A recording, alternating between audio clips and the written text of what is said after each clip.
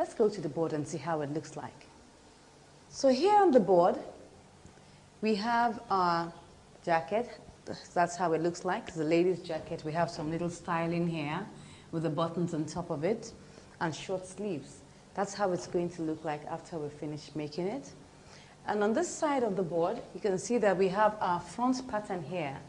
Just like we did for our simple blouse with princess cuts, we're going to have a front pattern, a back pattern. So this is our front pattern, after which we will now make the back pattern. So let's consider the measurements we'll use for this lady's jacket. So here are the measurements that we're going to use to make our lady's jacket. And of course, these are my measurements, so I'm your model for today. Now we're going to begin to work on these measurements. The shoulder measurement, we have to subtract ½ an inch from it because we want the sleeves to sit well on and hang well from the shoulders, so we would not just use it as an exact shoulder measurement. We will subtract ½ an inch. So we'll take that out there. So this will give us 14½. Our bust measurement, we'll divide that into 4. That will give us 9½ inches. We'll divide the waist into 4. That's giving us 8½ inches. The hips measurement, we'll divide that into 4. This will give us 10½ inches. Our shoulder to bust is 11½ inches. Shoulder to waist, 16 inches. The bust span is 7 inches, so we divide that into 2. That will give us 3½ inches. The neckline width, will also divide that into 2. That will give us 2 3/4. The armhole depth, we'll leave it like that. The sleeve length, 7 inches. We'll add ½ inch at the top here, and then we'll add 1 inch at the base. So that will be plus ½ plus 1, and that gives us 8½ inches. The sleeve width, will divide that into 2, and that will give us 6 plus ½ inch seam allowance. That's 6½ inches. So we're going to start by making the front pattern first.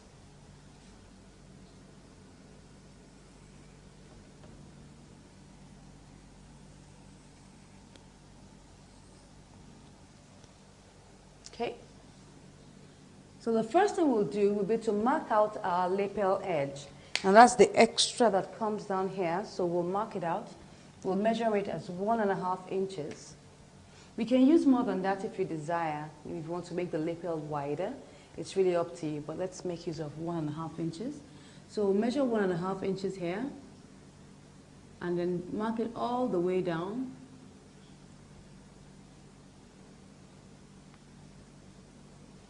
Just clean that very well.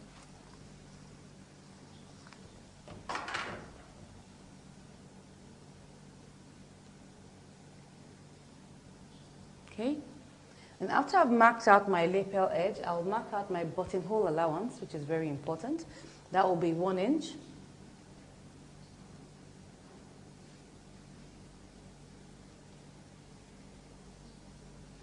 After I've marked out my lapel edge and my buttonhole allowance, I'll now begin to mark out my measurements. So my shoulder, I divide that into 2. That will give me 7 1/4. So I measure 7 1/4 here. And I immediately measure out my neckline width, which is 2 3/4. Just like making a shirt, so it should be close to the neck. I now mark out my shoulder slant, which is 1½ inches. Slant that to that point there. Now draw this line down for my armhole. My armhole depth is 7½ inches, so I'm using 7½ inches for my armhole depth. I'll mark that out here and draw the line through that point. On that line, we'll measure out our bust measurement. Our bust measurement is 9½ inches. That's 9½ inches there. So now, for the length of this, now remember that we're making a lady's jacket and we're trying to observe some of the rules of making a suit, but not necessarily all the rules. So one of the things that we're going to observe here is the position of the dent. Now the position of the dent is not going to be the midpoint as usual. It's going to be 2/3 of the way. That means we're going to divide our armhole depth into two and use 2 points of that, 2 parts of that.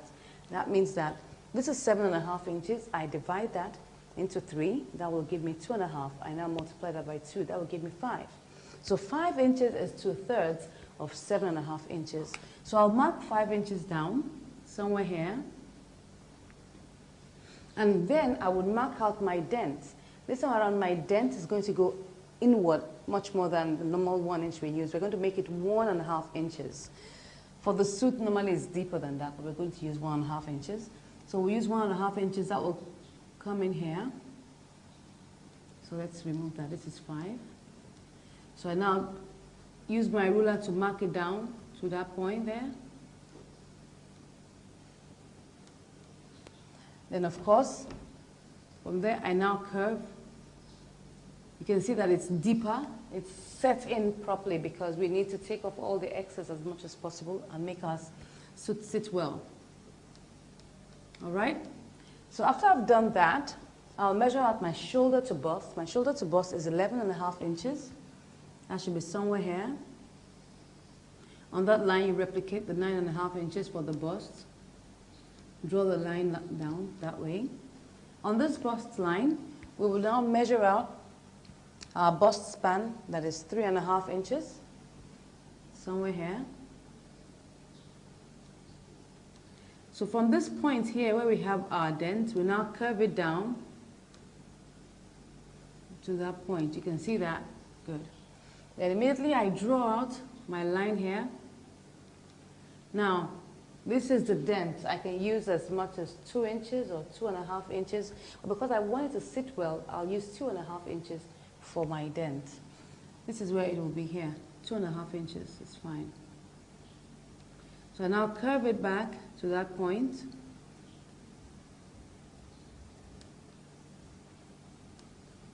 You can see that. I'll now measure this point here, this curve that is here. I replicate the same measurement somewhere here. Let's assume it's here. Measure out my 1 inch downwards. That's 1 inch there.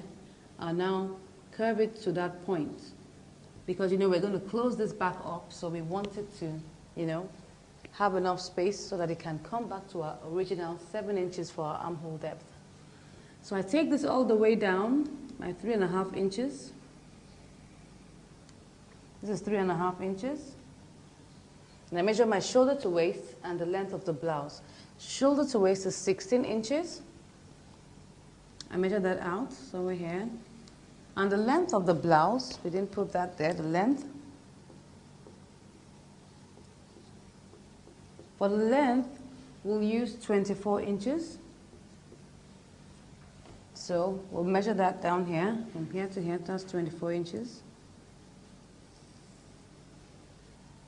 So on this length, we'll now come back here to the middle, mark out our dots here, half and half.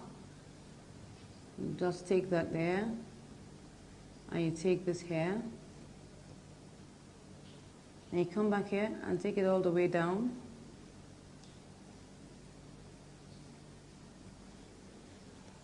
Then we'll now come back to the waist. Now that what I'm left here with is 3 inches. So the waist is 8.5 inches. If I subtract 3 inches from that, I'll have 5.5 inches left. So I have 5.5 inches here. So you can see that. Now look at this. We have 3 here, we have 5.5, that's 8.5 inches. Obviously by the time you're done, this will just be like a straight line. So it's somewhere here. That's what happens when you have a big stomach like mine. So you find that you don't really have so much of a shape on your pattern, but it doesn't matter. By the time we take out the dots and we sew it together, we'll see the shape come out. So at the base here, I'll measure out the hips. The hips is 10.5 inches. That should be somewhere here. This is from here. This is my 10.5 inches. I now curve that, 10.5. I curve that to that place there.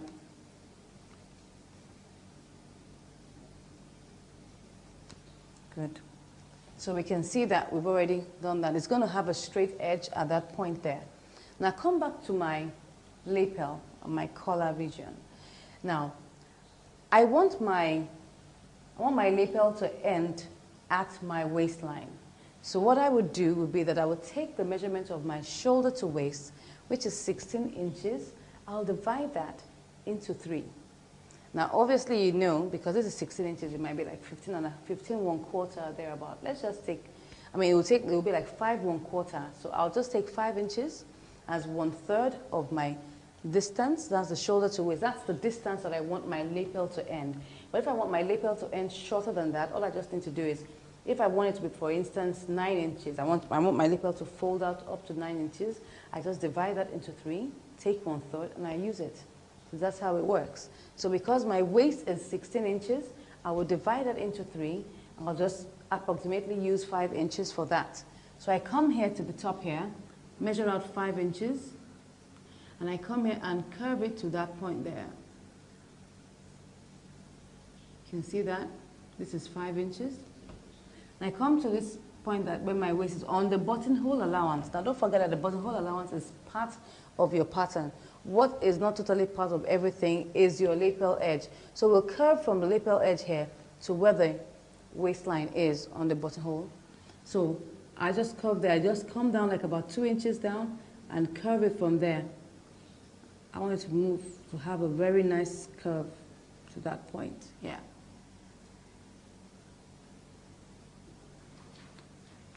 So we're done with our front pattern. Let's take a look at our back pattern. So the first thing we're going to do on our back pattern will be to measure out our shoulder measurement directly. That's our shoulder measurement. That's 7 1/4.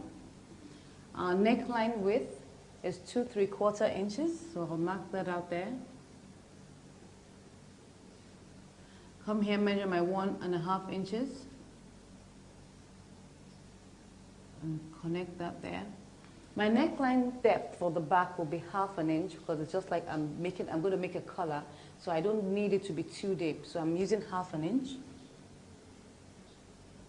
That's 1/2 inch, and then we curve it up to the top like that.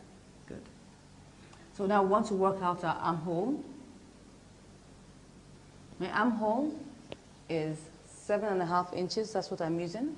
So I mark out 7.5 inches here. Draw the line through that point.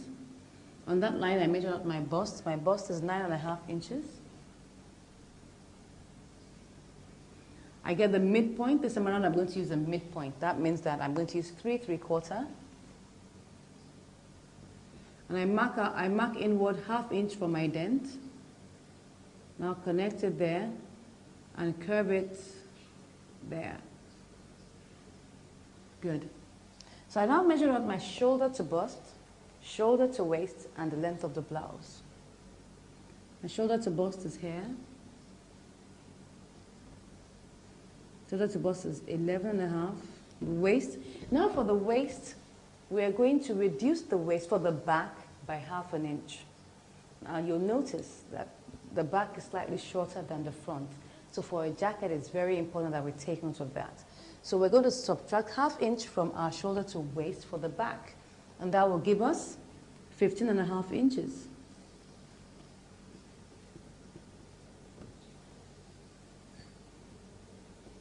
So I now measure the length of my blouse. The length of my blouse is 24 inches.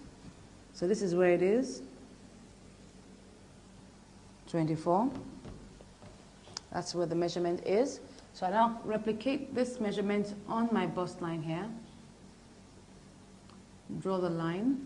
Then remember how we did it on our simple blouse. We come to the armhole line here. We divide it exactly into 2 because there's no bust at the back. So we're going to divide that exactly into 2. And what we're going to have is 4 3/4 because this is 9.5. So we're going to have exactly 4 3/4 here. That's 4 3/4. And then you just curve it there to that point. Then you draw the line all the way down.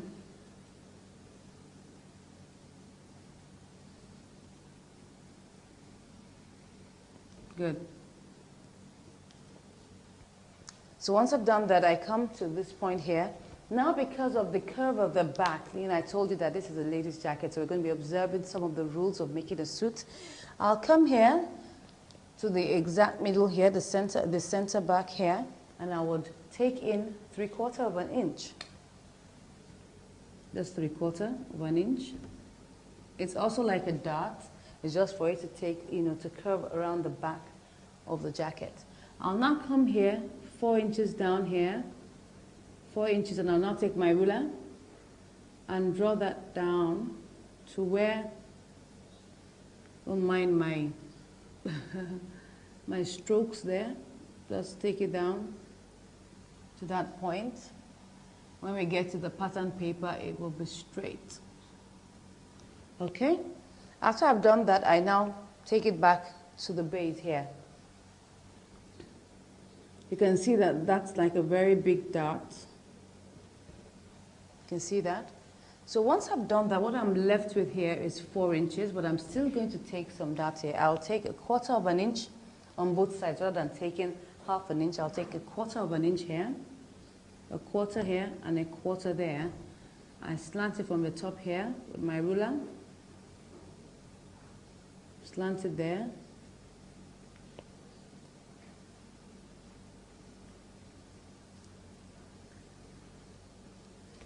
Okay, so now what we're left with here is 3 3/4, because this is a 3/4 here, this is a 1/4 here, and what's left here is 3 3/4. Now, I want to balance up my waist here, so this is it. I'm going to subtract 3 3/4 from 8, and what I would have left should be 4 3/4. That's 3 plus 4. 3 plus 4 is 7. 3/4 plus 3/4 is 1.5. So that means I get my 8.5 inches. So I'm going to have 4 3/4 here. I'll now mark out that position there and connect it down. And I'll measure out my hip measurement, which is 10.5 inches. Somewhere here, and I'll curve it out. So that's my back pattern. So let's take a look at how we're going to make the sleeves. We have here our sleeve length is 8.5 inches, and our sleeve width is 6.5 inches. The armhole depth we're using is 7.5 inches. Now, because of the way we're going to fit in the sleeve, we're going to ease it in. That means we're going to have a slight gather at the top of the sleeve. Very slight, you wouldn't even notice it. So we're going to add an extra inch. Instead of adding 1/2 inch, we're going to add an extra inch as the seam allowance, because we're incorporating the easing in off the crown of the sleeve. So instead of using 7.5 plus half, we're going to make it 7.5 plus 1. So I'll take that here. I'll draw my rectangle.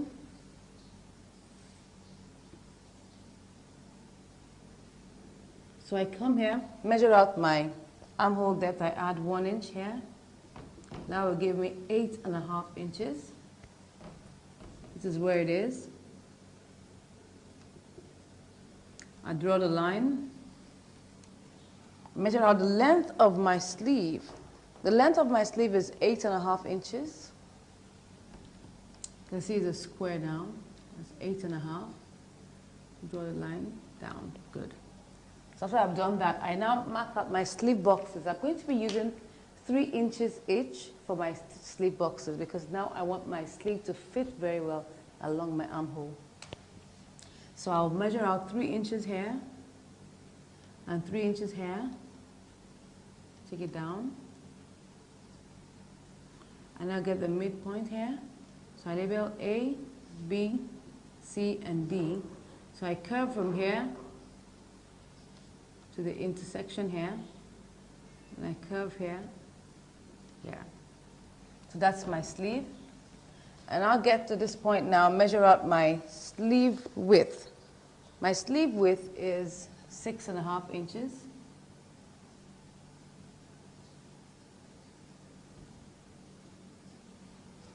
So that's the sleeve. We've already gotten our sleeve now. So now that we have done all our patterns and we've illustrated them, we'll now go to the table and now begin to draft our patterns. So we're going to start with our front pattern. Start measuring out our lapel edge. Lapel is 1.5 inches.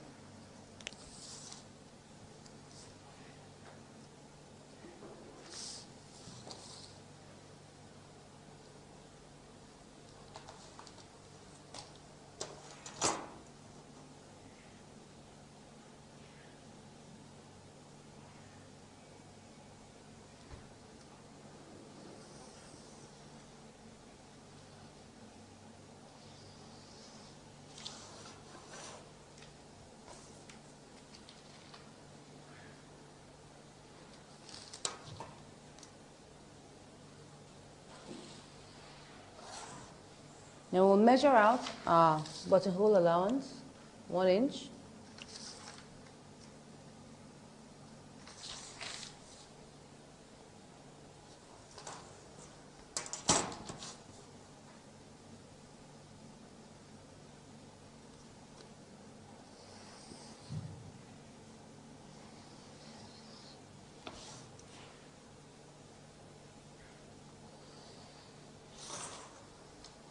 So I'll measure out my shoulder. Shoulder is 7 1/4. Neckline width is 2 3/4. And your shoulder slant, 1.5 inches.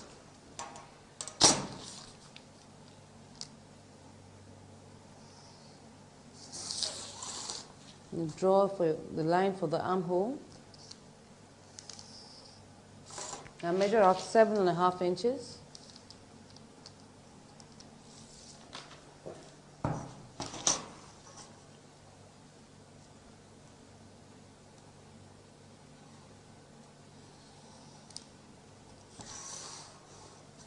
On that line, that's the bust. I'll measure out 9.5.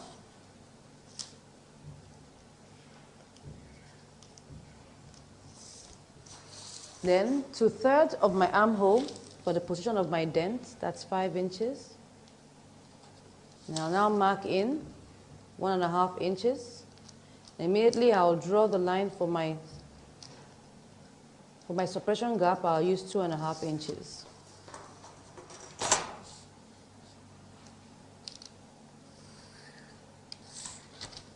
So now curve it.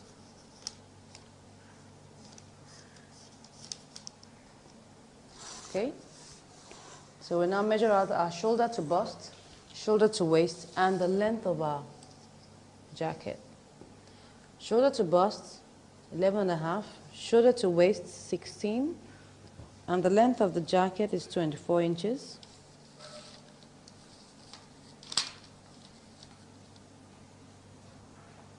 Eleven and a half, 16, 24.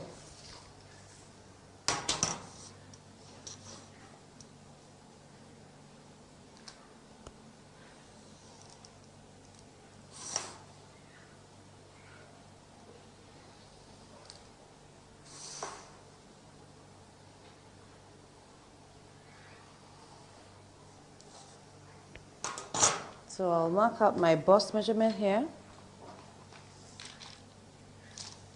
That's 9.5.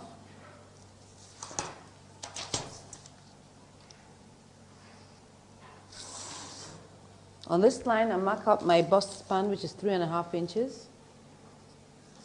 I immediately curve that here.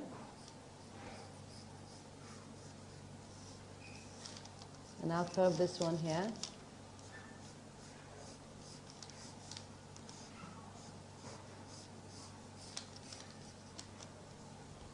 So I'll now measure out the curve here and transfer it here. That's 5.5 inches. Transfer it here. Now measure out 1 inch down here and curve to that point. You can see that we've already gotten out our new bust point here. So I'll measure out 3.5 inches, which is the bust span, all the way down.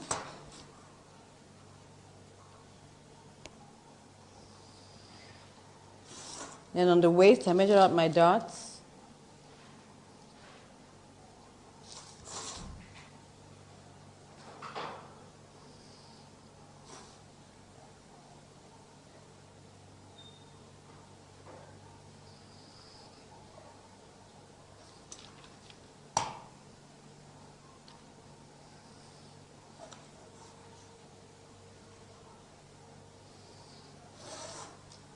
So what I'm left here with is 3 inches. I need to measure 5.5 to make up my waist.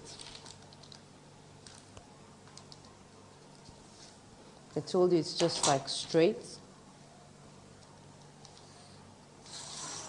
So I'll now measure my hip measurement here, which is 10.5 inches.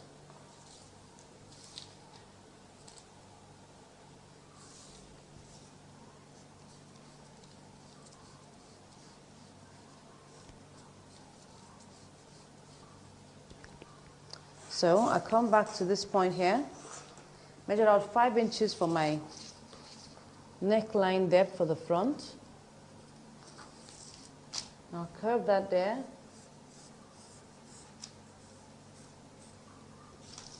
I come to the waistline here. Now I'll begin to curve it to that point.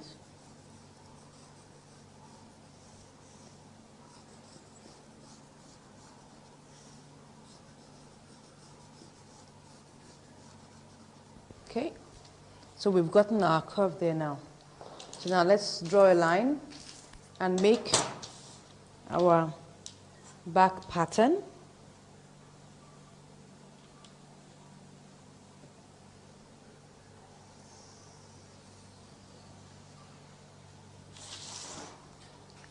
This is the front pattern here, so we now make the back pattern. I come to the top, measure out my shoulder, 7 1/4 inches. My neckline width, 2 3/4. Shoulder slant, 1.5. Half inch for my neckline depth at the back.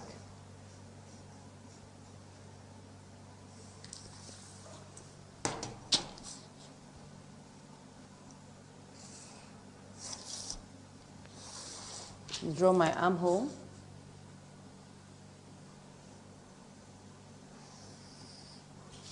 Seven and a half inches.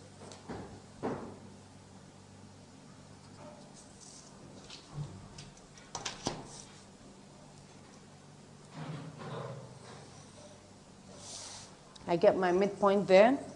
That's 3 3/4 inches. Measuring half inch. And my bust measurement here, 9.5.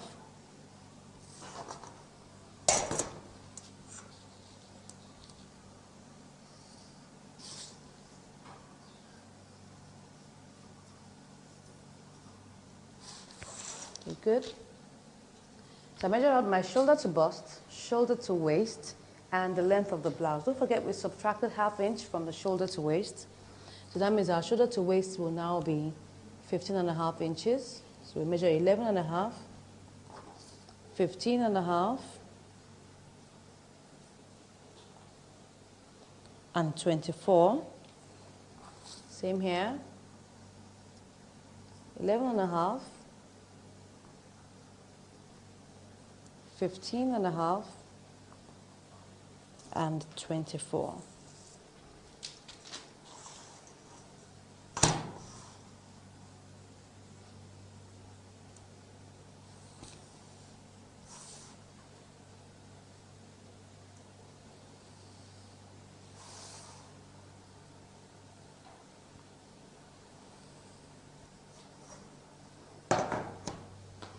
So I measure my bust measurement here, 9.5 inches. Draw the line. And I come to my armhole level here and divide my bust directly into 2. That will be 4 3/4. So I just curve this to meet this here. You can see the very slight slant. I measure 4 3/4 here also.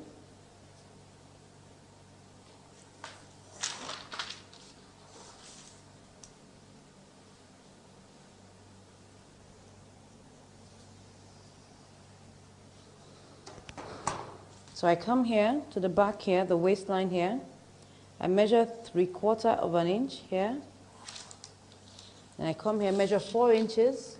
That's the top here. I'll draw the line.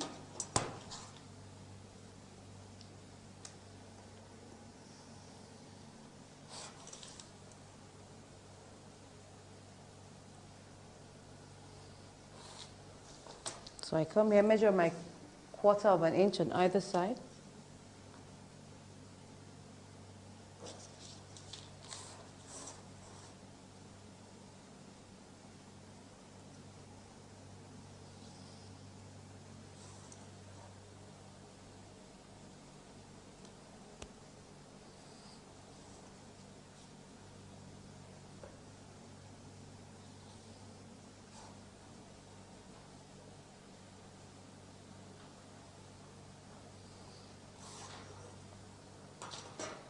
So I measure what is left here. What is left here is 3 3/4.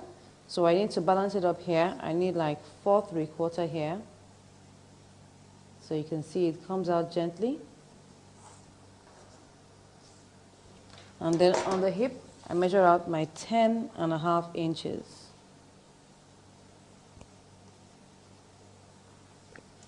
So it shoots out slightly, so all I will do, I'll just increase my bust gently, because if you look at this place here, you will see that we already have eaten in here. Look at this place here. We've eaten into like about 1/2 inch, so we'll just shift it out here by an extra 1/2 inch. So this would now become straight.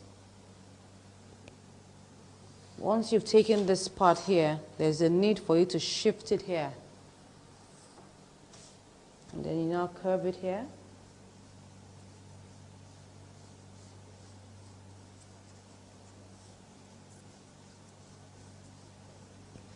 Okay, so we've done our front pattern, our back pattern.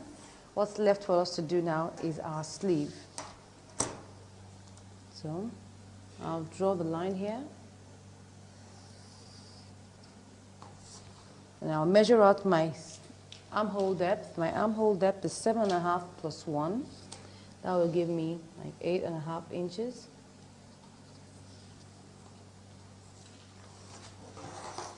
Measure that on the other side.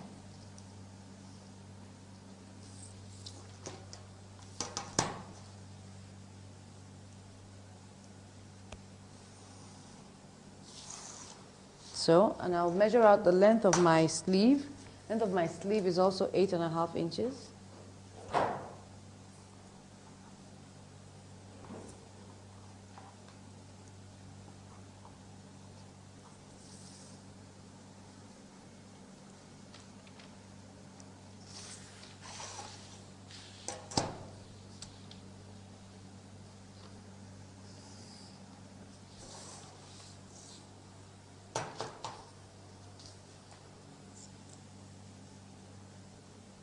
So I'll measure up my slip boxes. I'm using 3 inches each.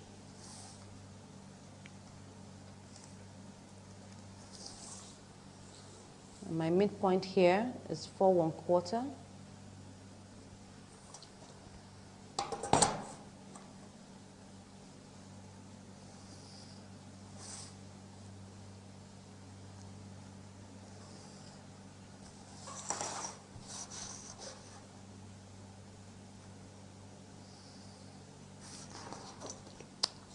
So I have A, B, C, D. So I start my curve from here, going into the intersection there. And I'll come out here.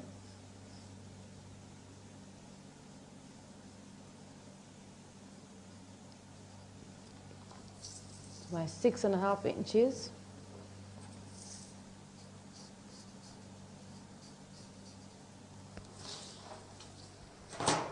So now we've made out our patterns, the front pattern, the back pattern, and our sleeve. So we'll cut them all out now.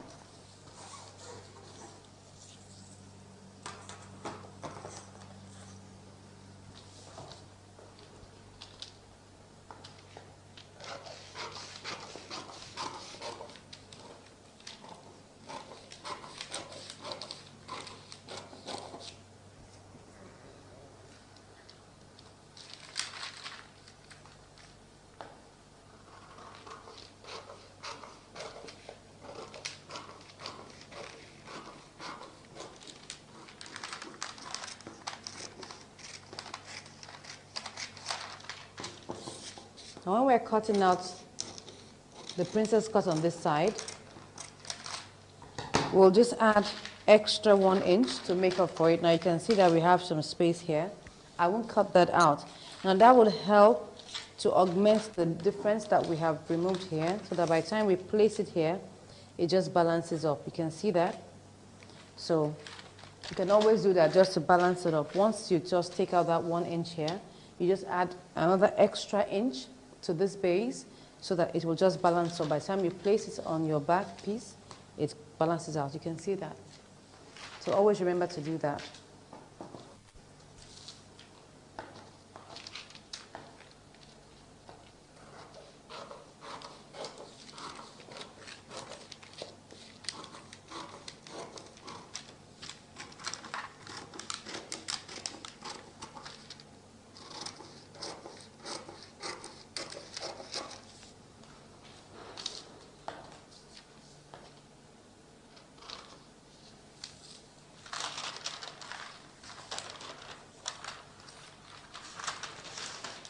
I'll also leave this one here just in case, so that if for instance I need to trim that off, I can trim it off later, but I will leave this 1 inch here also so that it can also balance up. But if we have any excess, we'll trim that off.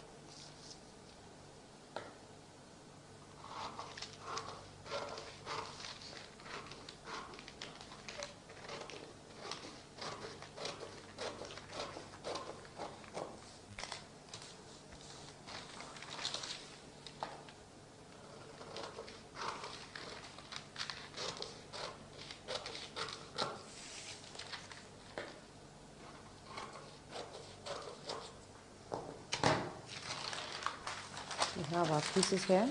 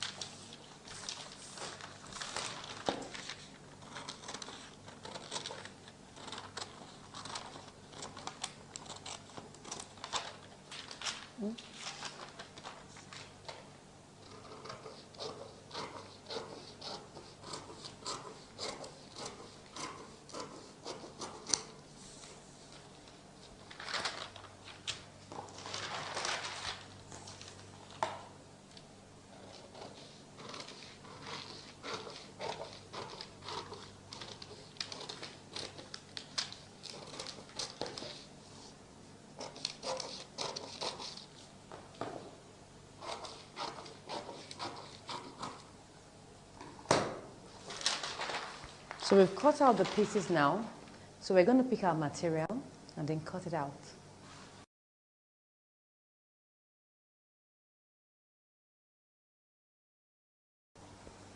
So this is the fabric we're going to use to make our jacket. I'm sure you like it.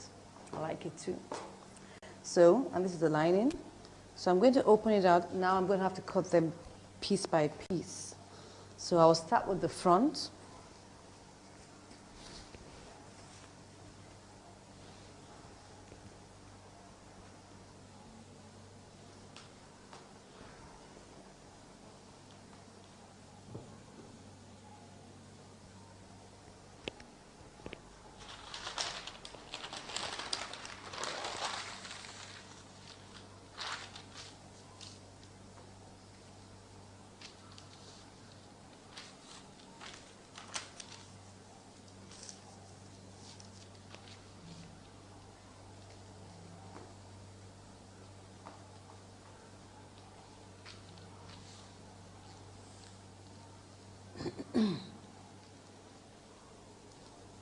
We'll leave enough for the seam allowances.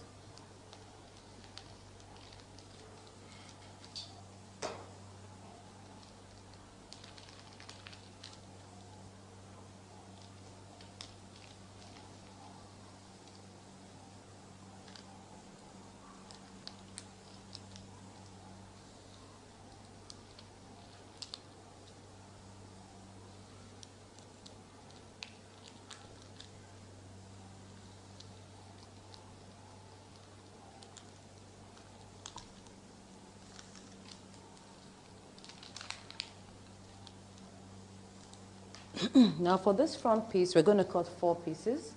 That means that we'll need to have 4 different pieces of this. We're not cutting out lining for it. The fabric will also be the lining for that portion.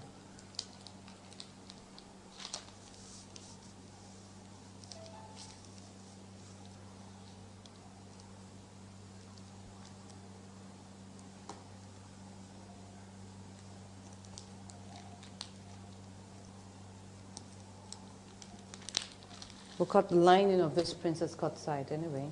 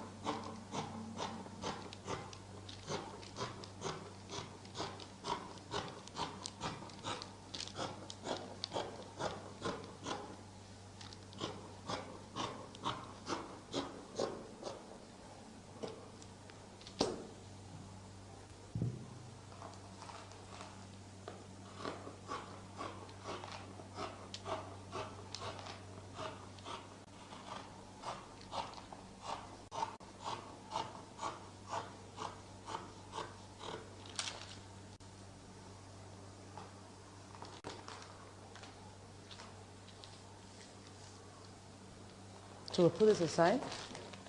We'll cut out another piece of this.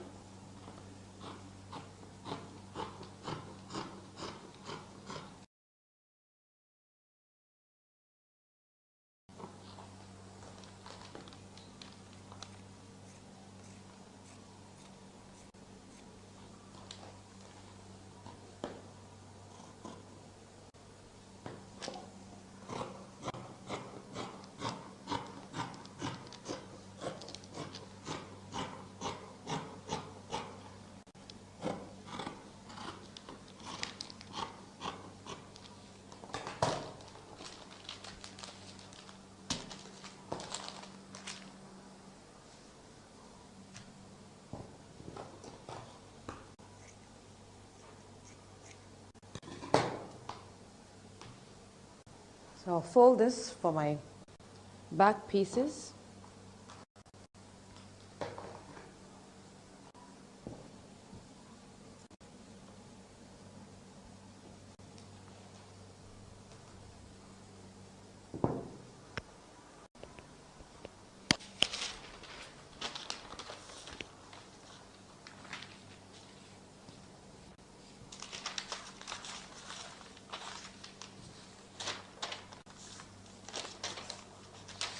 Put this here.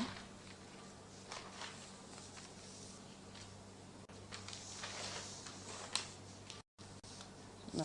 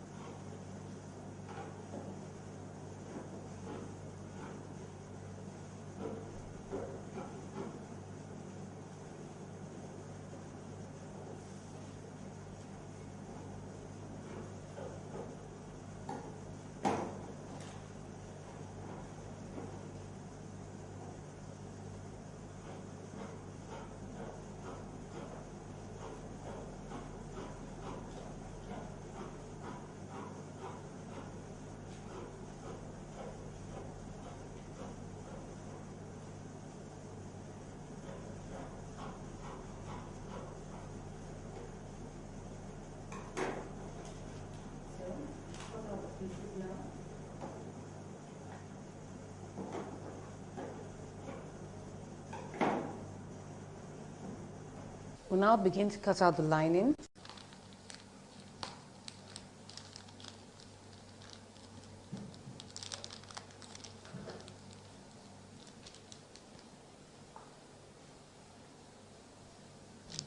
Change the direction.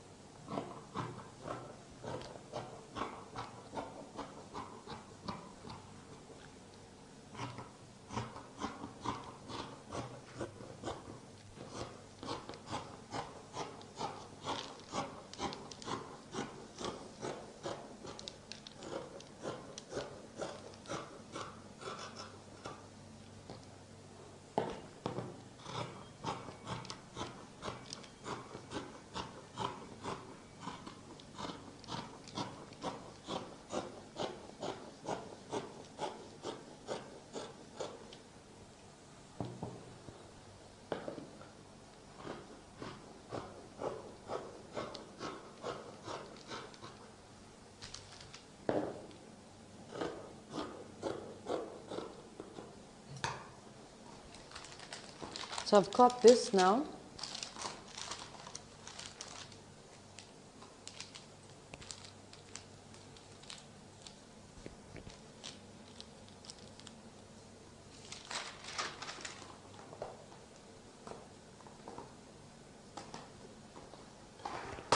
Put that aside.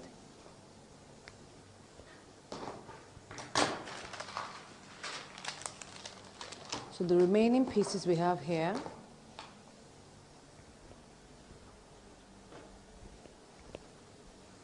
we'll place them on top of lining and we'll cut them out.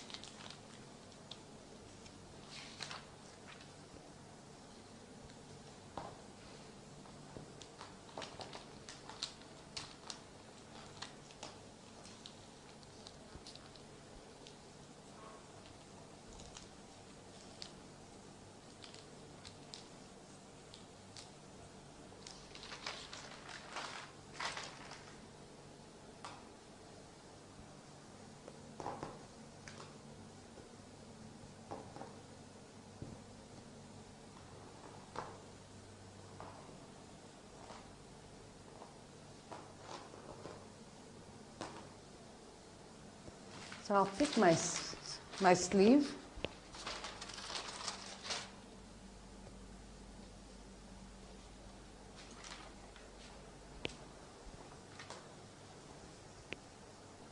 So I'll pick my sleeve pattern now. I'll now cut it out.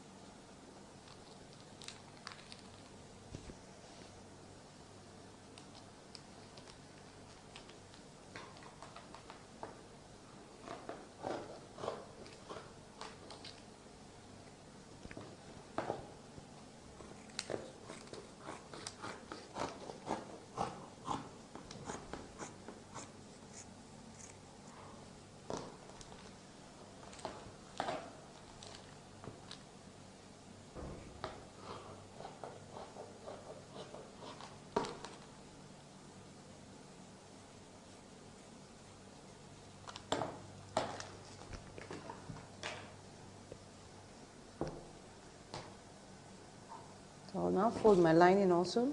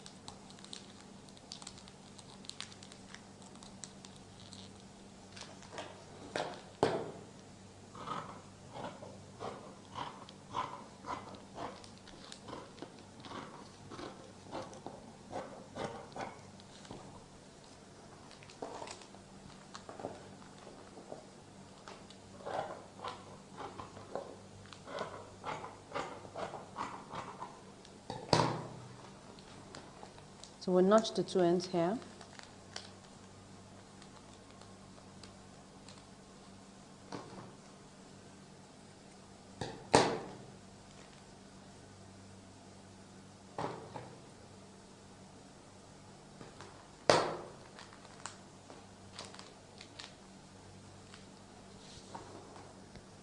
So now we've cut out all our pieces.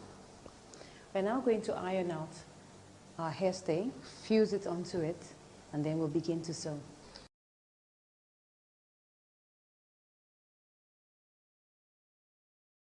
So now I'm going to start sewing my princess cut.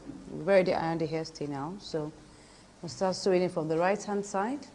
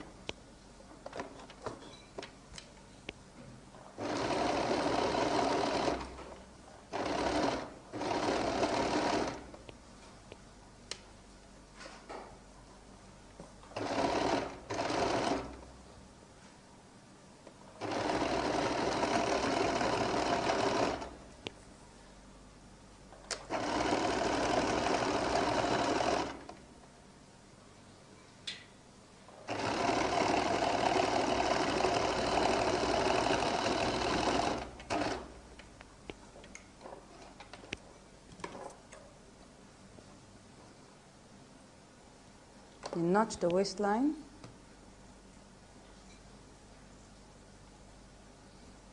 And you notch the princess cut side here.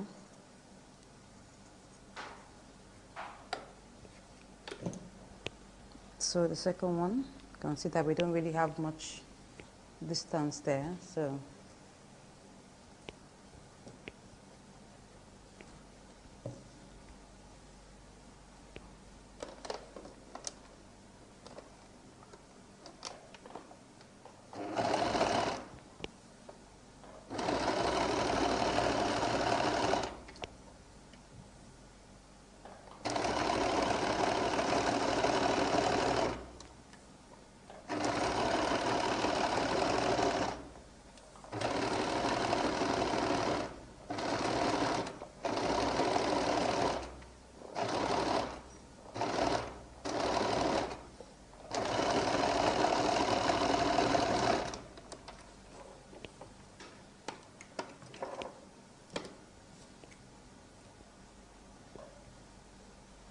notch the waist.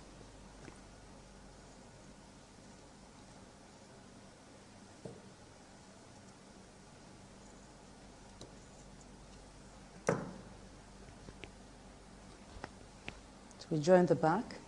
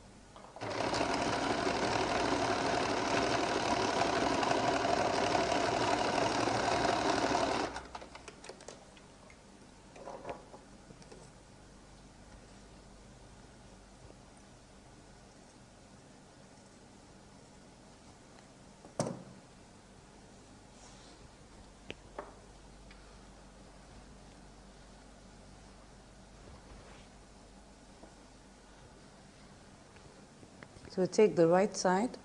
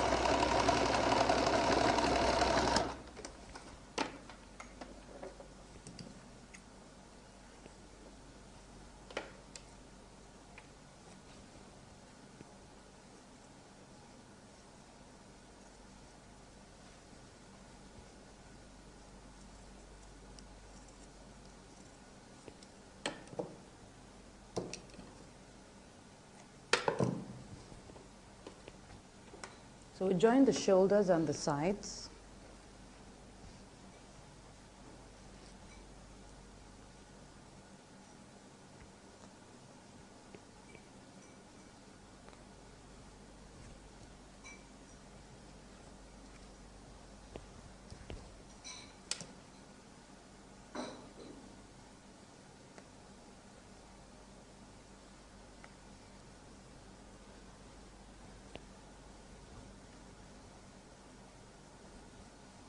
We have to trim off slightly from the front sides.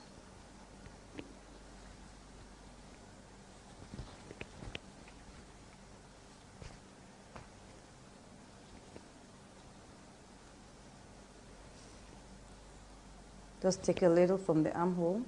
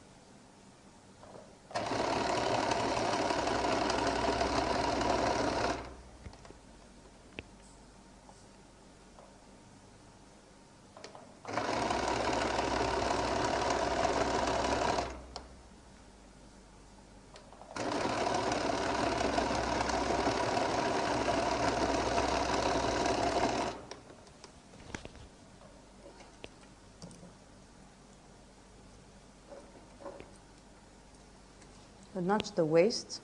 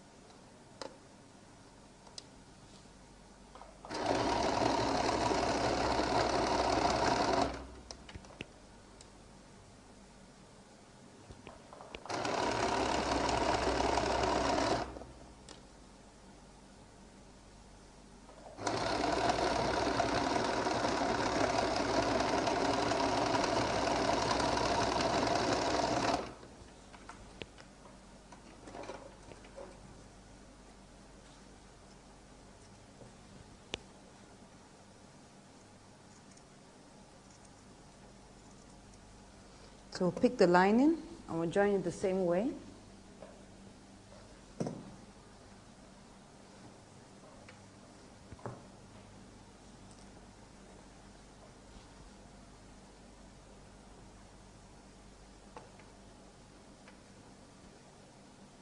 This is our front princess cut.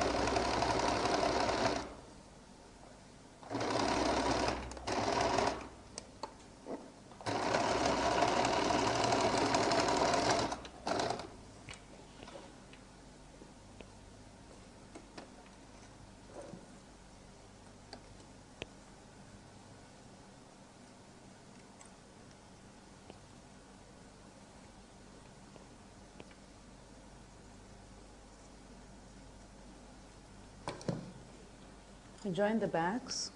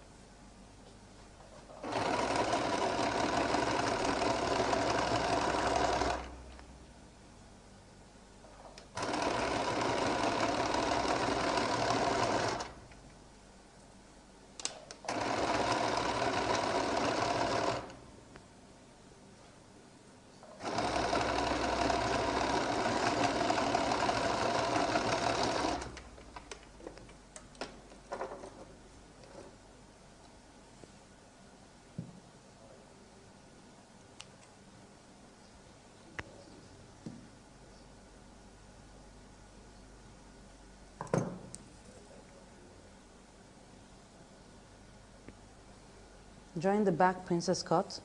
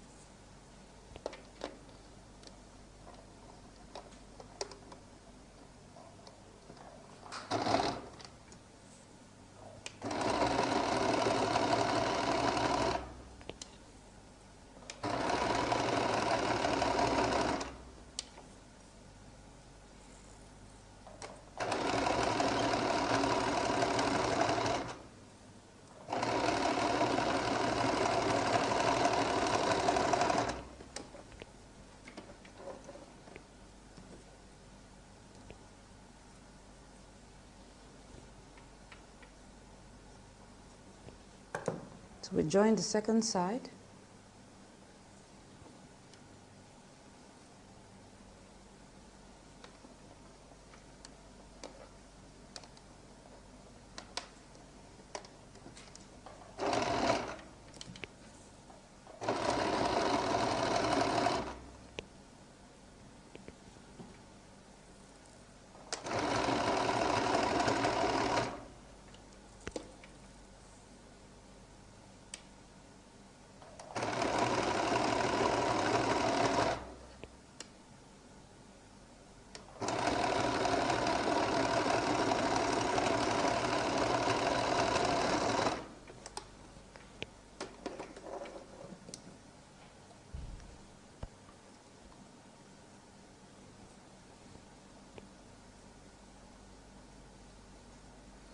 So now we'll go to the ironing table to press open the seams.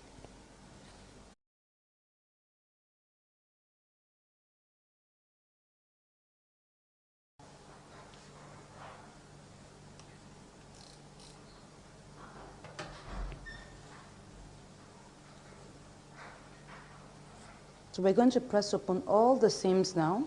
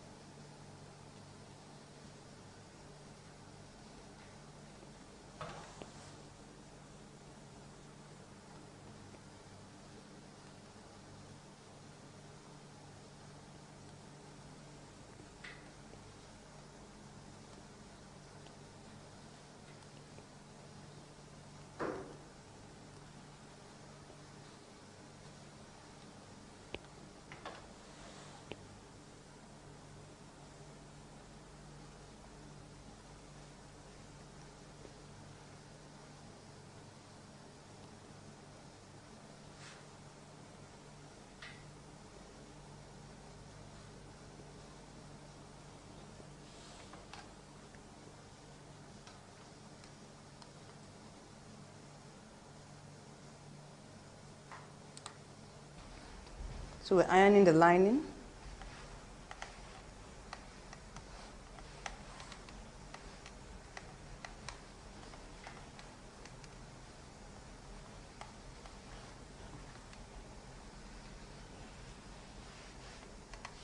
Okay, good. So I will start by trimming the edge of my jacket first. Before I trim the lining, I can see that we have some little excesses here. So we'll take that off.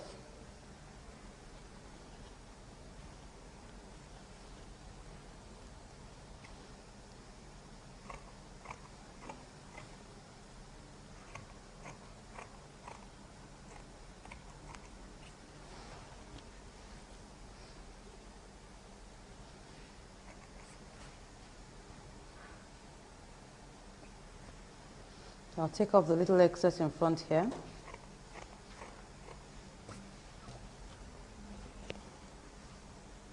The little excess in front here too.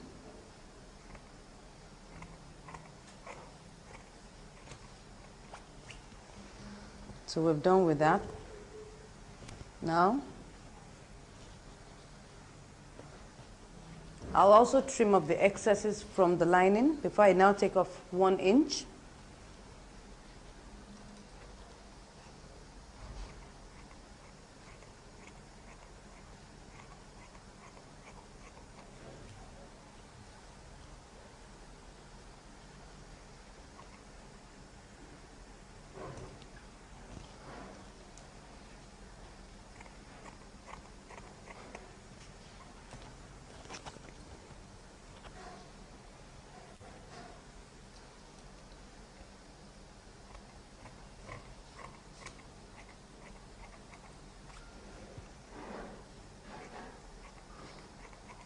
Okay, I'll put the two edges together to be sure it's the same.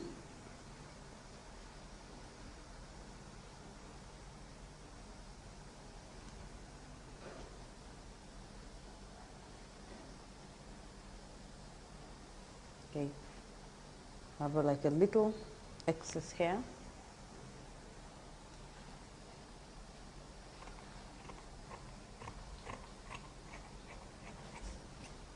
So I'll now trim off 1 inch from the base of the lining. The reason why we're trimming off 1 inch is because it's a straight edge, but if it was a curved edge, you only trim off 3/4.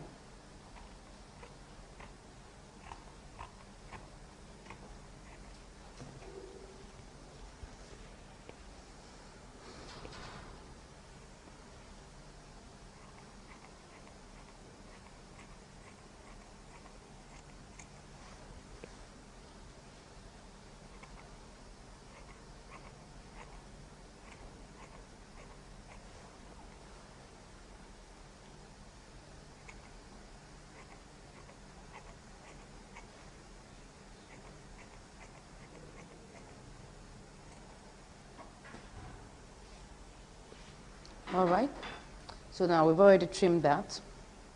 We'll put this aside. I have also ironed out the styling I want to put that's the belt-like style I want to put on the mid-waist here. So what I would do is stretch this out. Now, the measurement from the base to my waist is 9 inches. 9 inches is the measurement from my waist to the base. So what I would do is, I need to centralize this band in between that. And if you check this, this is 2 inches. So if I centralize that, it will have 1 inch up, 1 inch down. So I would place it about 8 inches above the base. So that will give me a centralization. So I've already ironed the middle. So you can see that the middle is the center of the belt. This is going to be sewn on anyway, so we need to get the placement very well. So I will start with the center. This is my center here. You can see I ironed it, I have a fold there. And I place it on the middle, and I'll measure 8 inches from the base.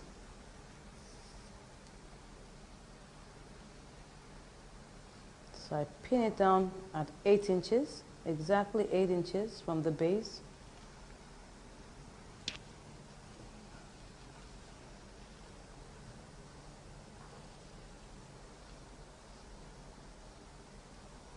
So I'll pin those 2 points down first.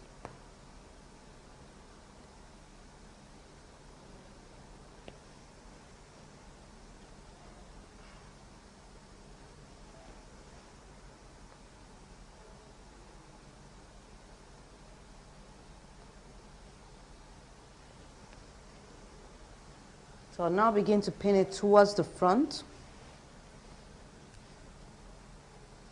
Keep on measuring 8 inches from the base. You can decide to, put in any effect you like. You can put in a pocket, you can put in anything, just to give it some character, give it some styling. I decided to use a belt.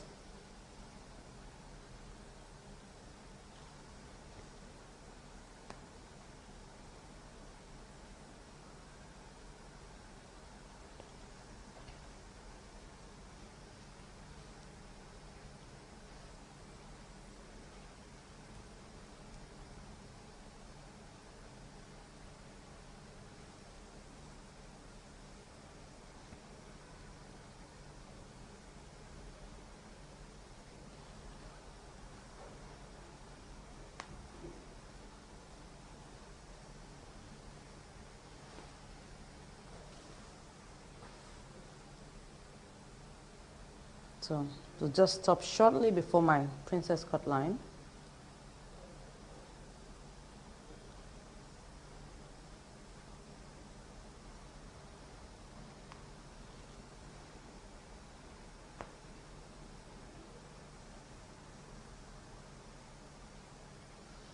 So since I pinned the base, I'll just pin the top also.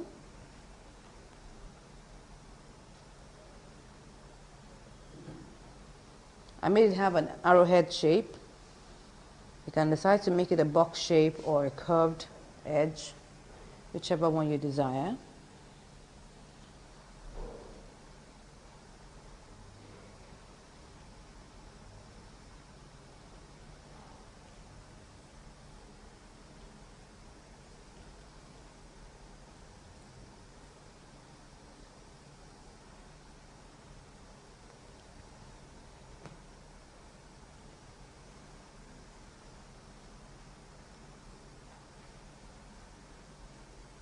So I've done this side now, just pin the other side too.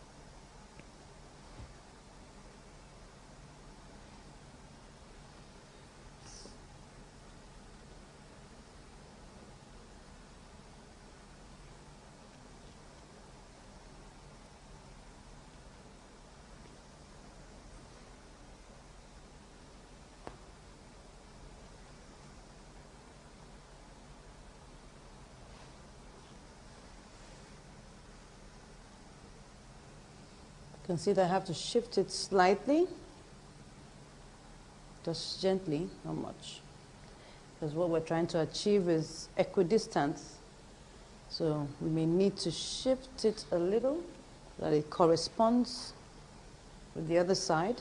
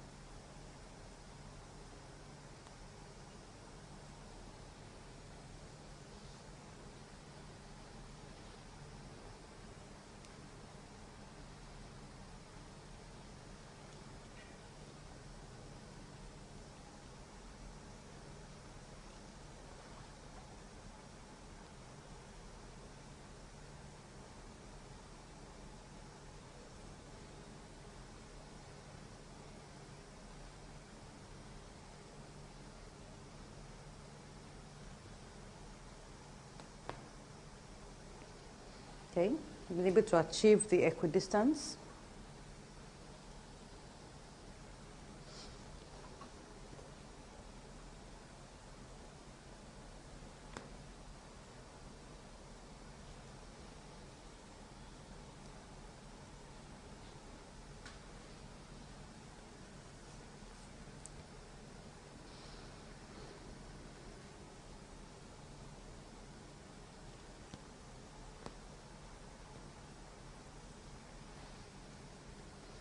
So I'll pin up the rest now.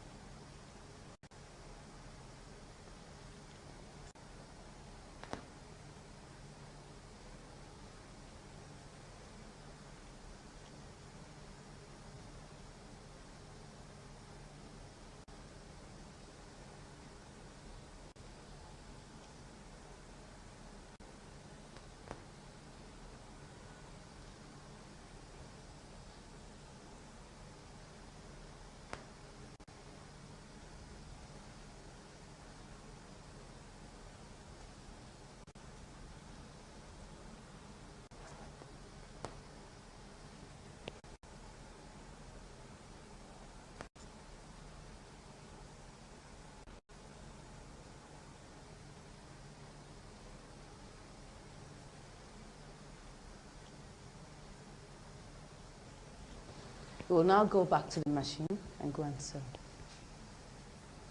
So we'll now begin to top stitch on the belt there.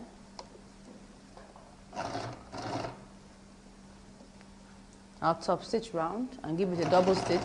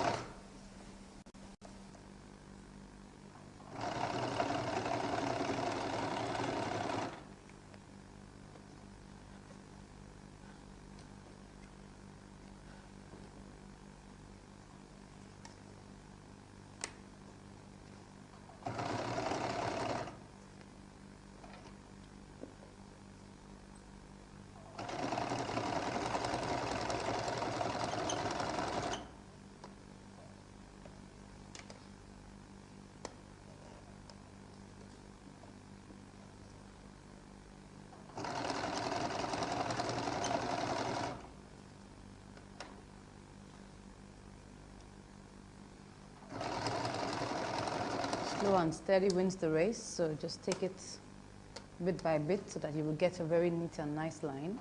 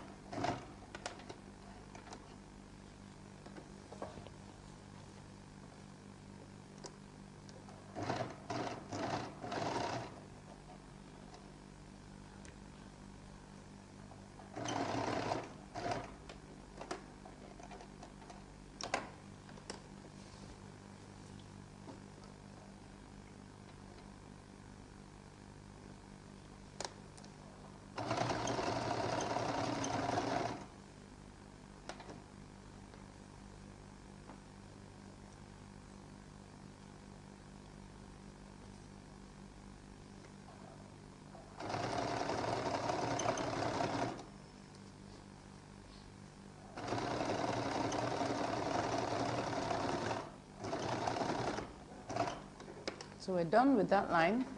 We'll give it a double stitch.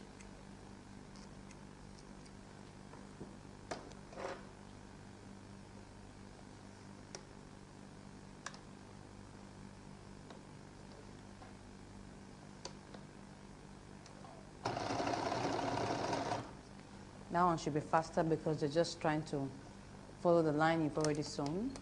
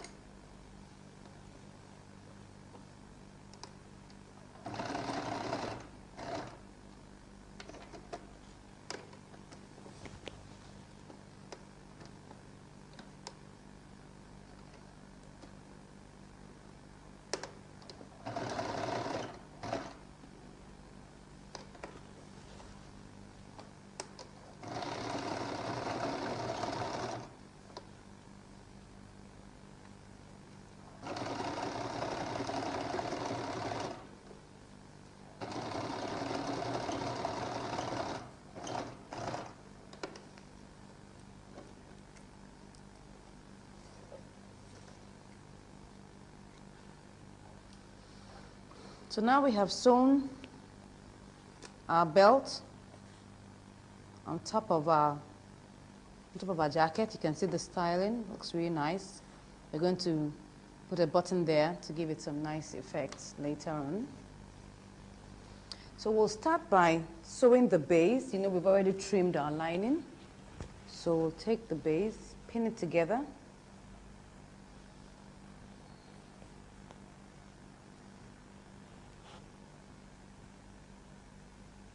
You know, we've trimmed 1 inch from it, so it's shorter than the actual fabric, shorter than the body. I'm just going to pull it in when we're done. I'll pin the other side first, and I'll begin to work it towards the middle.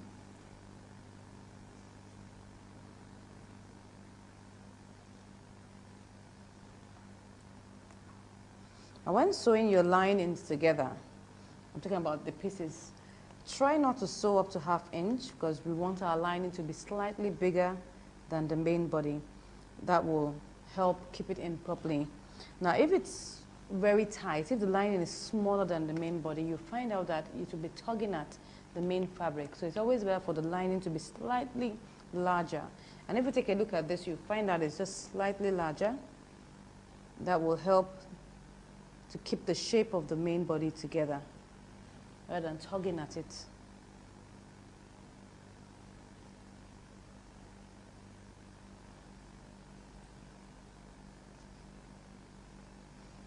So for the seams of the lining, what I just sewed was like 3/8 of an inch, thereabouts.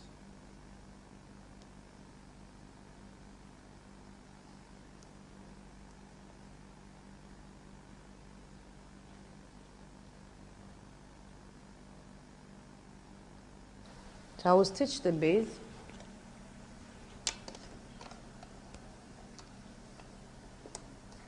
I'll stitch it 1/4 of an inch.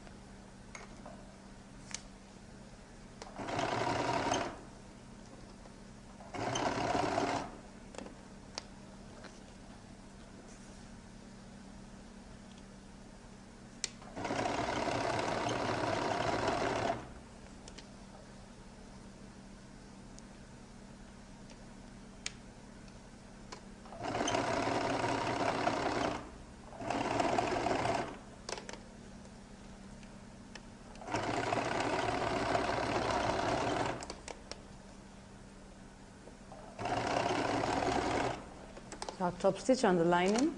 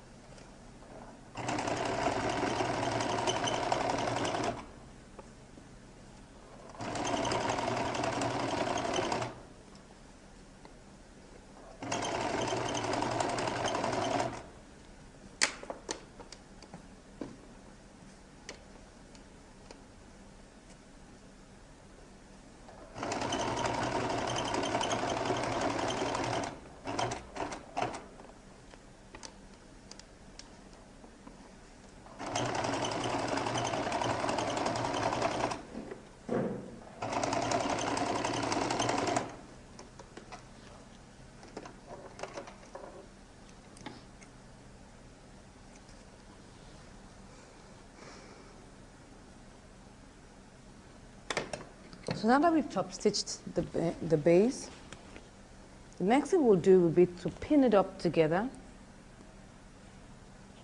this way.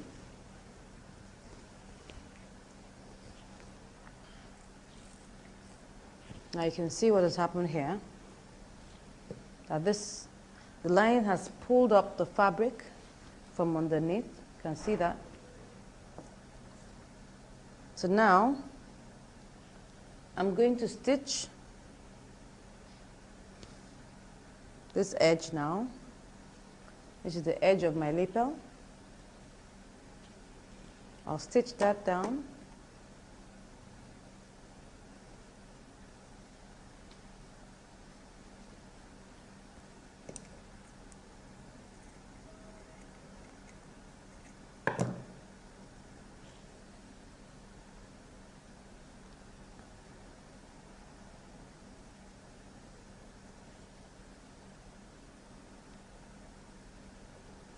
Now, I'll stitch very close to the edge, and we're now going to top stitch. Now, like I told you, we're going to have the lapel folding over to the front from the inside. Now, the part that folds over to the front is now become the right side. So we're going to top stitch on the main body on that portion, while the rest will top stitch on the lining. I'll show you when I'm doing that.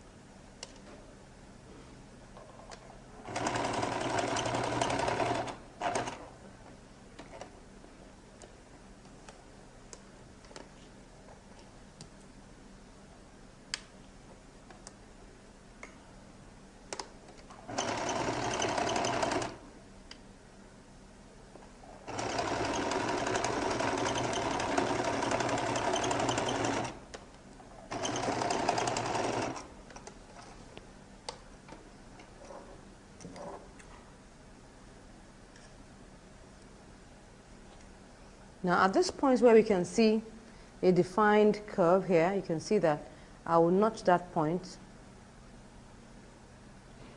to that point there. Because now what I want to do is I want to top stitch on the main body from here down, and I will now switch to the other side. Let me first remove this excess here.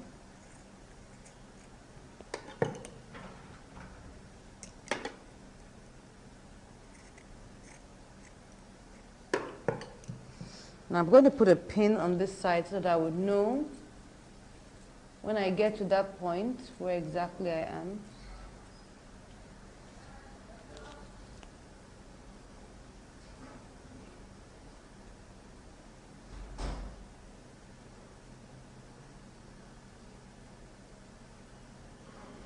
That's just to mark out where the pin will be, where the slash is.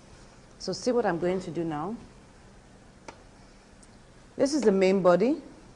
This is the lining. This is the part that will show on the lapel when we iron it out. So I'm going to top stitch on the main body here up to that slash there. And I will now switch to the other side.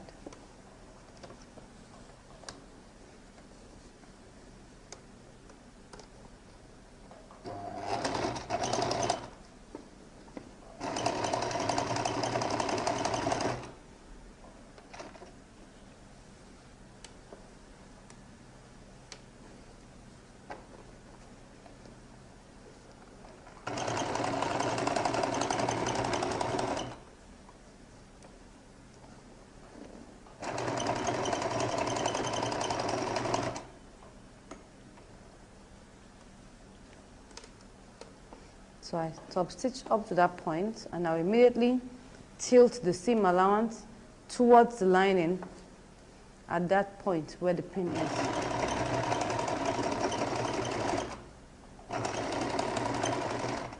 Okay, I lift it up, and I'll tilt the seam allowance under the lining. Now begin to stitch it. I switch to the lining now. And now begin to stitch till I get to the end, or at least as close as possible to the end.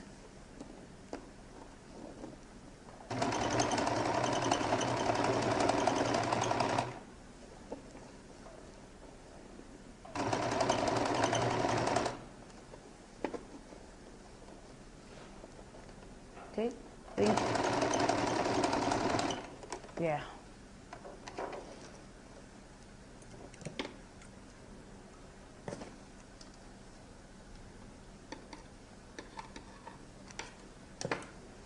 So at this point I switched, so I'm going to trim off the excess thread there.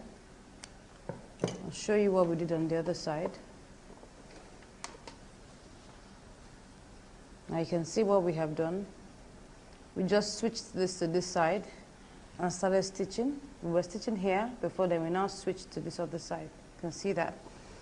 Now that's just to ensure that by the time we iron it, this place stays in very well, so that we don't see any rough side, we don't see any wrong side flowing over to the right side.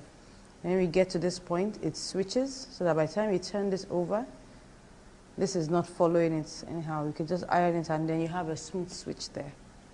Let's do the second side like that.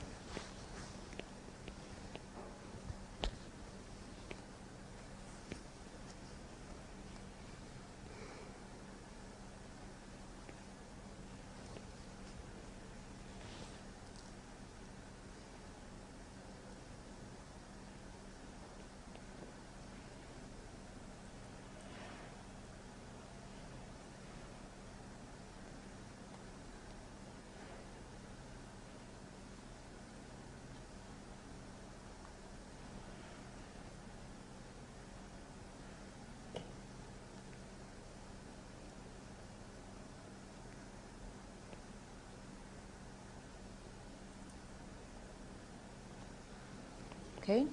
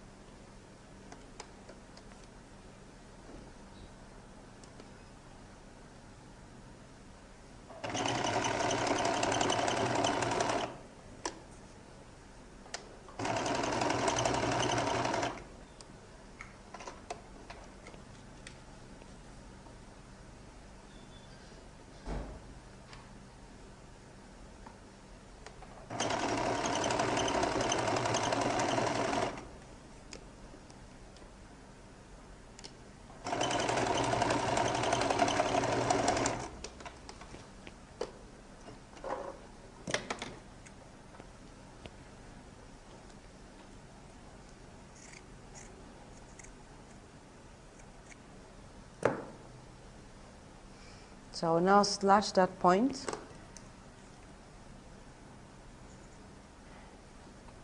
And put a pin there so that I will know where it gets to.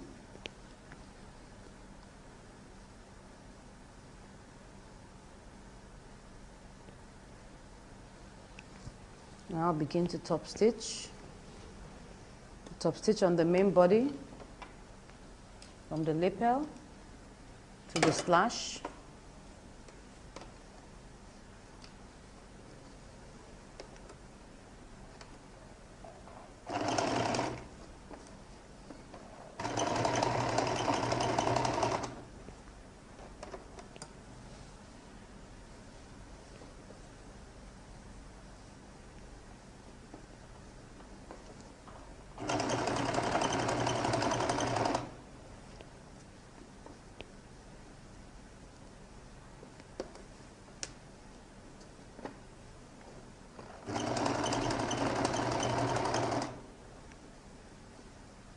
This is where my pin is, so I'm getting ready to switch.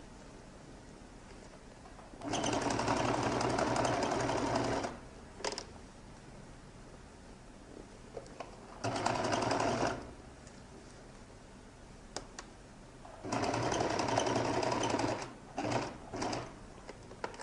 I switch to the other side. Use my fingers to take it to the other side, yeah.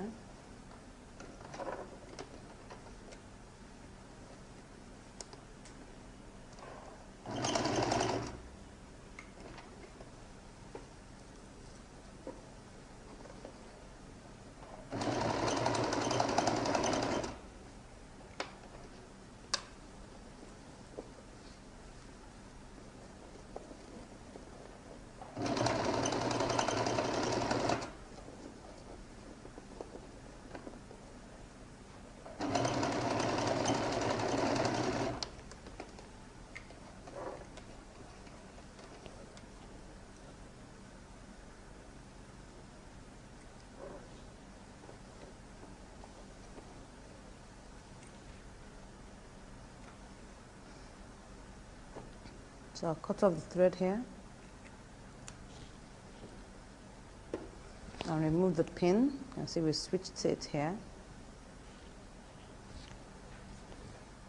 So I'll turn it to the right side.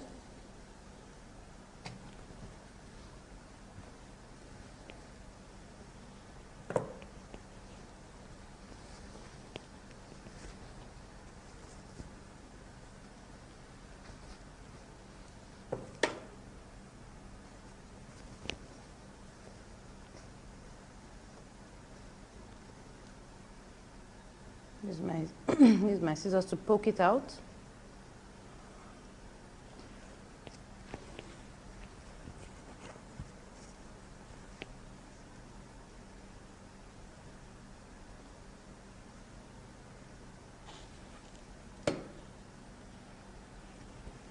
So now that we've done that,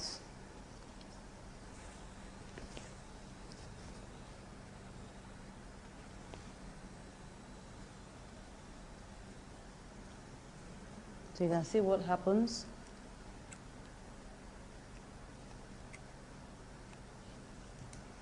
Time you top stitch it, it keeps it in. It doesn't roll over to the other side. Just iron it like that. So now we're going to measure the neckline, after which we will look at how to make our collar, fix our collar, and then fix our sleeves. So I'm going to take the sleeves now and begin to sew it.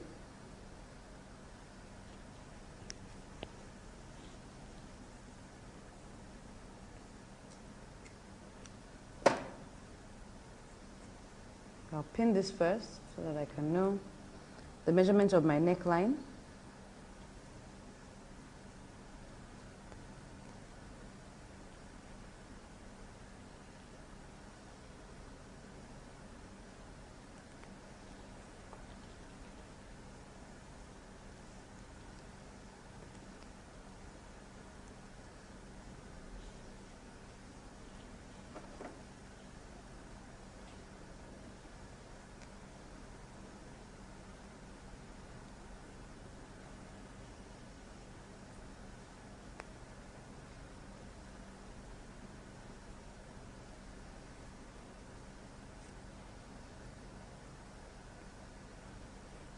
So the excess here, just fold it in and pin it down.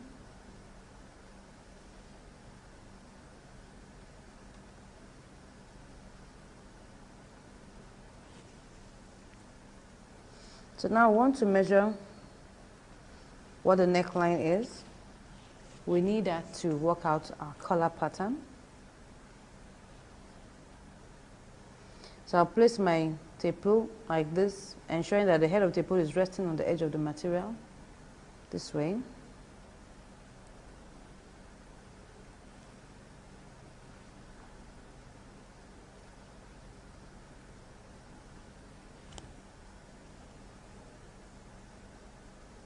Okay, so what I have here is 22.5 inches. Now, once I have that, I will now know what I would decide to have as my lapel edge. I could decide to use 1 inch, 1.5, or 2 inches. For this project, we'll use 2 inches. We'll see how that looks like. We'll try out the 1.5 if it looks nice. We can even use 1 3/4. Maybe we should use 1 3/4 inches. That's in between 1.5 and 2, so it's just fine. You can use whatever size you want to use for the lapel edge. What I mean is the amount of space you want to leave at the edge, it should be the same with the edge of your collar, because that's what will give it equidistance. Now we're making a sharp edge collar, we're not making a curved collar. So if you're making a curved edge collar, you know that it's going to be curved. Well, this lapel will be curved and the collar also will be curved, but this is a sharp edge collar, so we're not doing that today. So now that I've done that's 22.5, I'll subtract 3.5 inches. I want to use 1 3/4 inches for the lapel edge. So I'll subtract 3.5 inches, and what I will be left with is, I'll be left with 19 inches, yes, because 19 inches plus 3.5 inches gives me 22.5 inches. So my collar is going to be 19 inches long for this edge, leaving 1 3/4 at each edge. Now before we go to the board, let's sew our sleeves so that we have all of these done before we go to the board.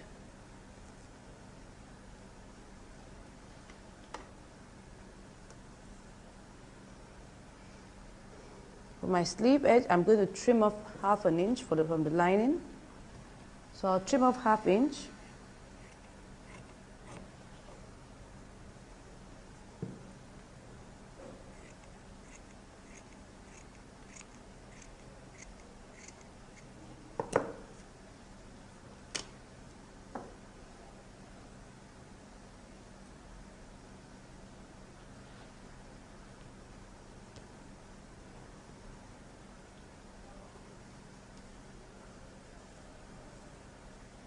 Because we've trimmed it off, it will be slightly longer, so pin it here and then pinch it somewhere in the middle.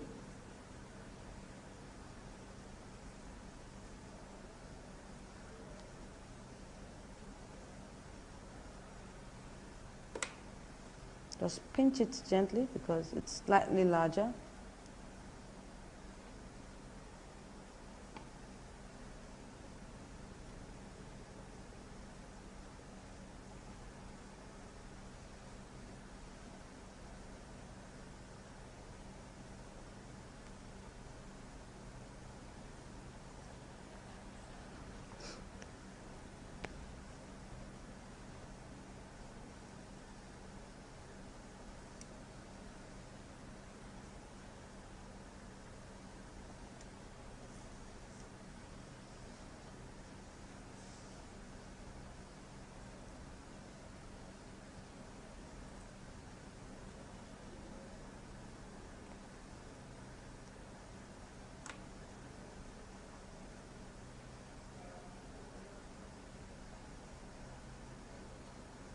Just a very slight pinch.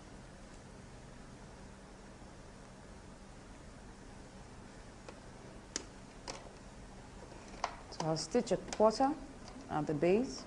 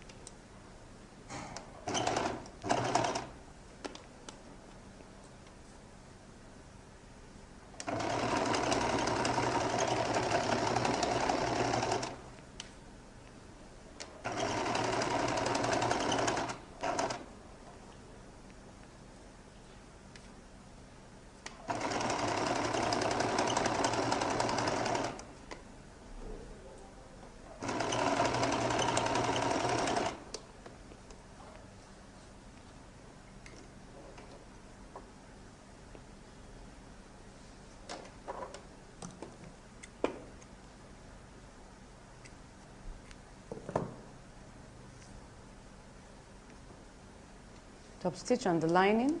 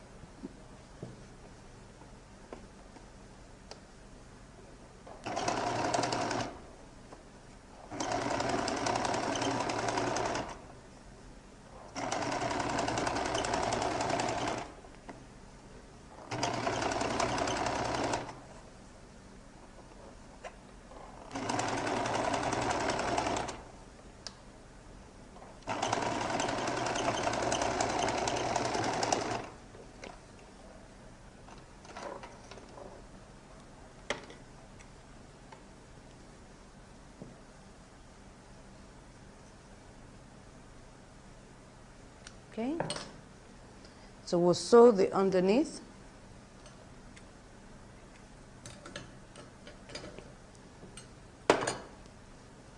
Make sure you match the lines.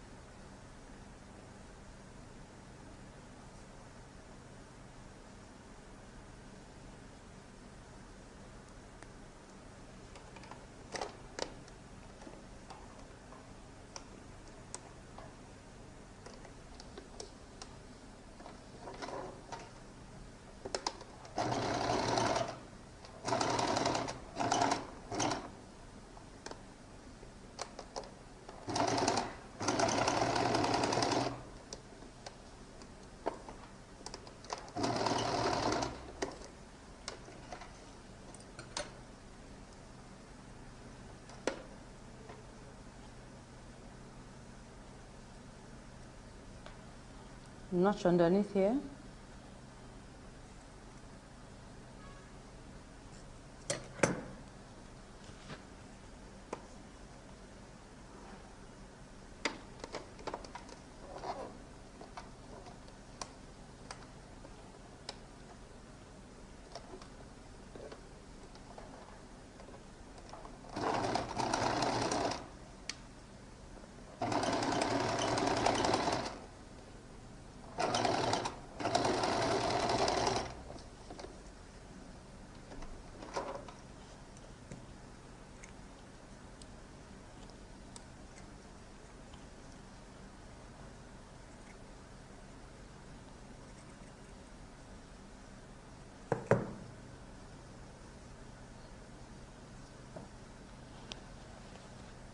So we've already sewn our sleeves. We're now going to iron it.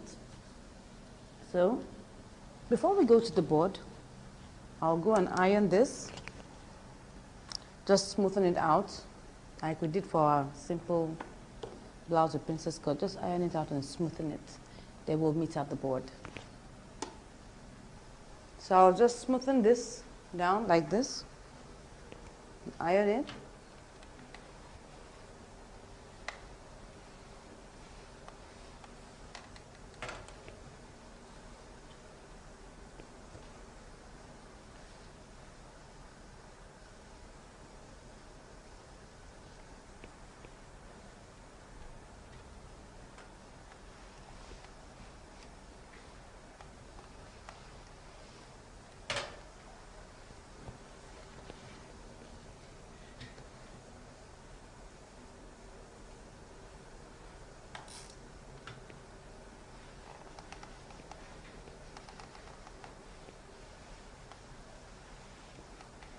So you iron this in like this.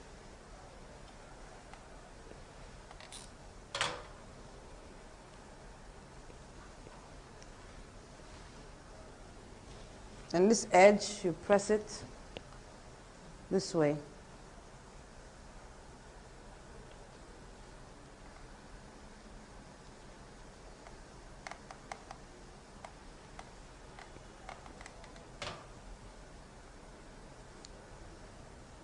So you can see that by the time you iron this out, it's neat and tidy. Let's do the other side.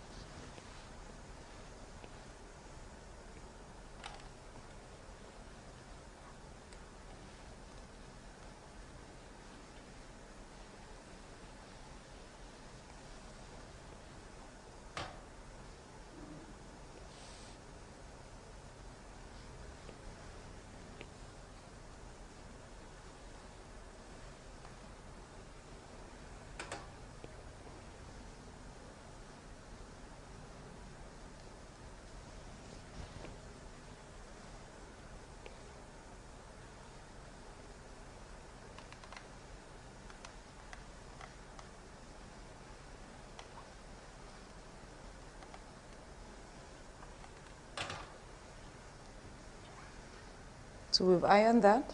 You just press it on top again.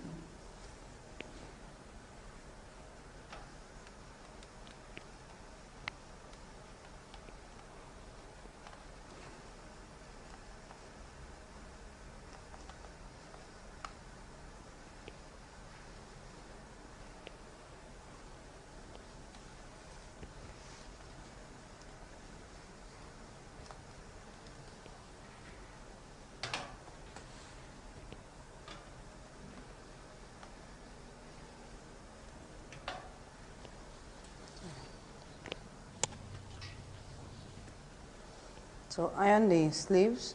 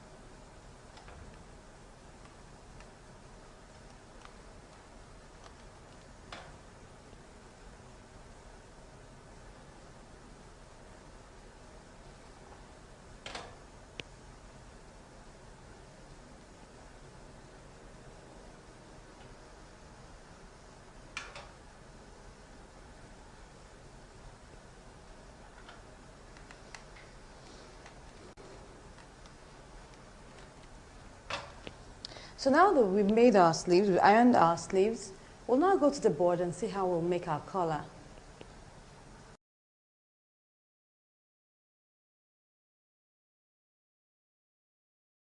So we've already measured the neckline of our jacket and we found that it's 22.5 inches. So I said, first of all, we have to decide what your lapel edge would be. And we're choosing to use 1¾ inches. We could use as much as 2 inches or even 2½. It really depends on the style that you want to come up with. You can use as little as 1 inch or 1½ inches, but we'll just toe the middle line. We'll use 1¾ inch. So that means if I'm using 1¾ inch both sides, if I add that together, that will give me 3½ inches. That's 1¾ plus 1¾ is 3½ inches. So I subtract 3½ inches, and what I get is 19 inches. And that is the length of my collar. That's the total length of the collar. Now, I would now, first of all, divide this into two because I want to fold my paper into two, and I'm going to curve it out. So, but because I need to fold my paper, I need to divide this into two. This will give me 9½ inches. That's 9½ inches, because 90 divided by 2 is 9½ inches. Now, this is my fold. Now, this is the length, actually. We haven't talked about the height. Now, the height shouldn't really be more than 4 inches. You can use less than that. You can use 3½. You can use, you know, maybe 3¼ but really shouldn't go beyond 4 inches. So the height will be 4 inches. So we need to cut out a strip that is 19 inches by 4 inches. Now, there's something about the collar we're making that's really going to be curved at a particular point. So because of that curve, we need to reduce this 9½ by 1 or by 3/4, as the case may be, but we're going to reduce it by 1 to curve it out. So by the time we're done with curving it out, we will now check the measurement to be sure that we have 9½ or 19 inches, as the case may be. So this is my strip. I'll subtract 1 here, and that will give me 8½. That's just to draft out the pattern. So this is my strip. I need to cut out a strip that is, first of all, 17 inches by 4 inches. I fold that into two.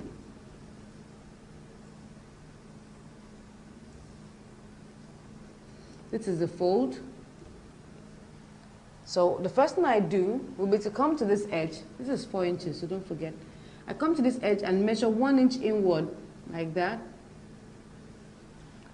I'll now take my tape rule on the piece of paper and mark out where the length of my lapel edge, we have chosen 1¾ so I'll measure that out to check where that rests on the paper. So maybe this is where it gets to. I'll now slant it down there, and I'll curve this, you know, towards the midpoint or shortly after the midpoint. You can see that.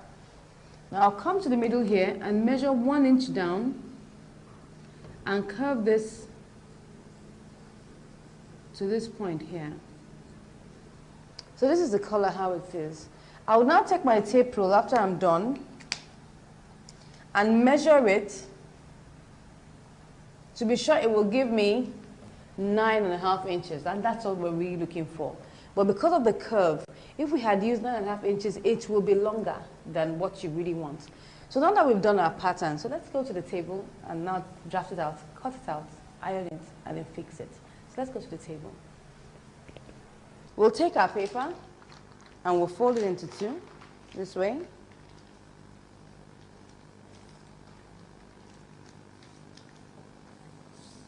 You can decide to cut out a strip of 4 inches by 17 inches, or you could just decide to work it out as I'm about to work it out now. So I'll measure 4 inches.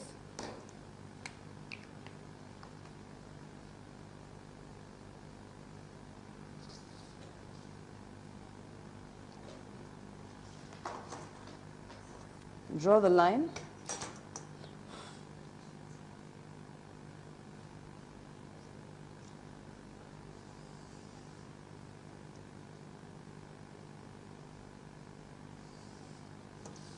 Okay, I'll now measure out the 8½ inches.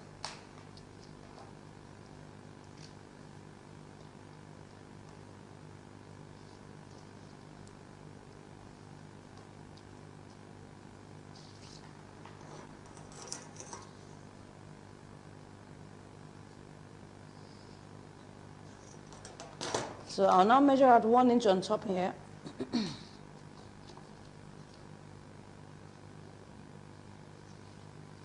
Now check where my 1/3 lands. That's my 1/3 here. So after that, I will now curve it.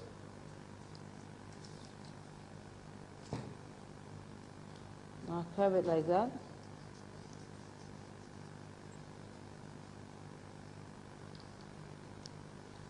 Now measure my 1 inch here.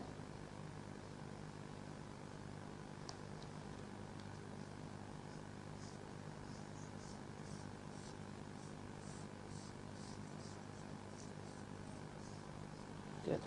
So we'll now check this measurement to be sure that this will give us, don't forget that the measurement we're looking for is 19 inches. And if you divide that into 2, that's 9.5 inches. So I'm going to check that out here at the base, just to be sure. This is almost 19.5 inches. This is supposed to be 9.5. So we'll just add it to increase it, just gently, like I told you. It's better to be short so that you don't get it too long. And just extend it by 1/4 inch.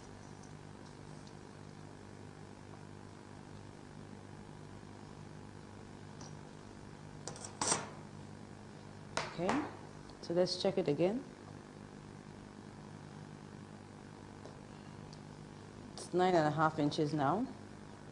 And it will check the lapel edge to be sure it's okay. This is supposed to be 1/3. So we're cool with that. So you pin it in place and cut it out.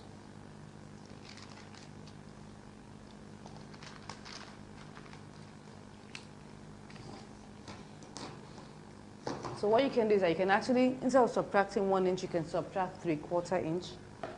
That means that you cut out a piece that's 8/3 inch. That will give you 8/3 inch.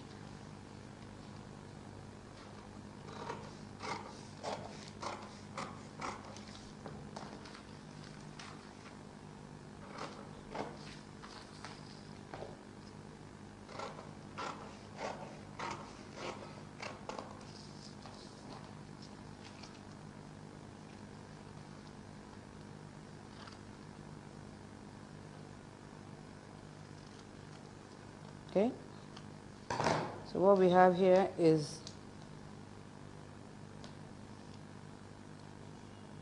yeah, 9.5. So I'm going to cut out this piece with, I'm going to use it to cut out my collar stay.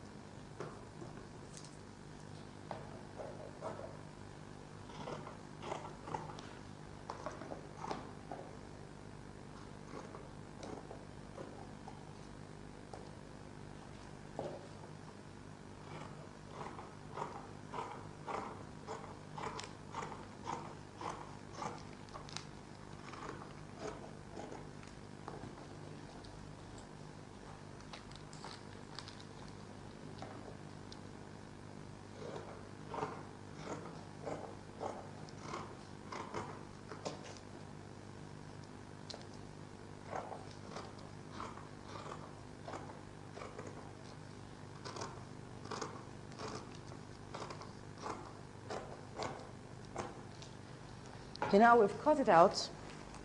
What we'll do next will be to iron it on top of our fabric, and then we'll meet at the machine to sew it.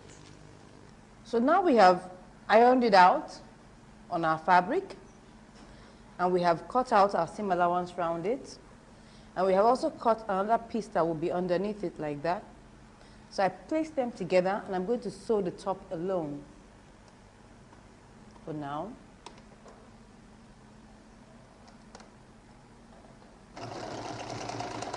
I'll make sure that I sew a little bit away from the collar, so just slightly away, like 1 millimeter away from it.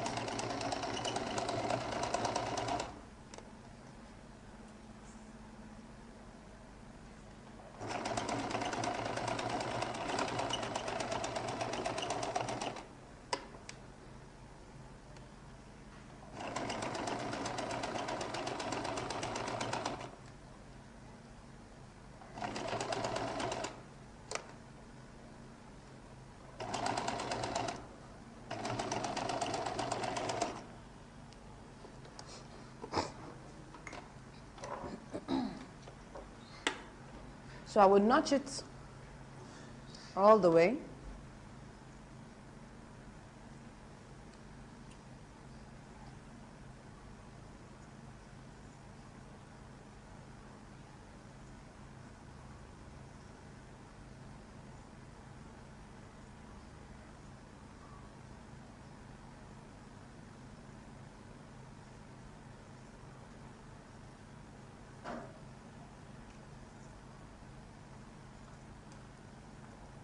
Okay,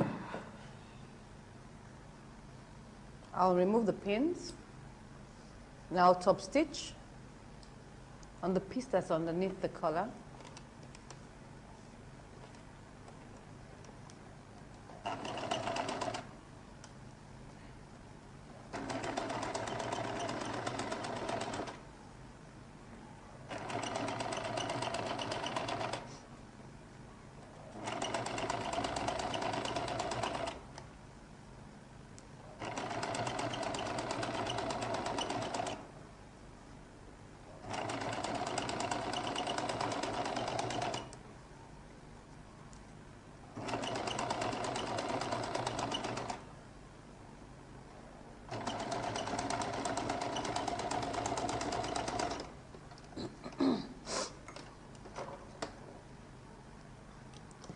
So I just cut that off there. So I'll now turn this, stitch this one down properly. Yeah.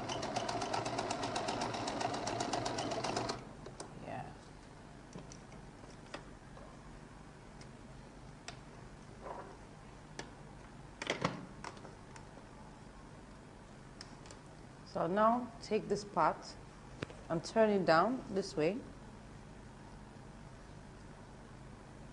and sew off this place. You can see that it's already been sewn down here. You can see that here. So I'll now sew this place. That's the edge of the collar.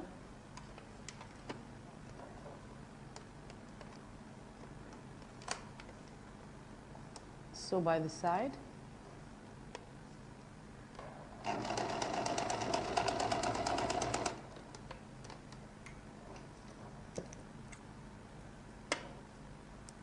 Remove the excess.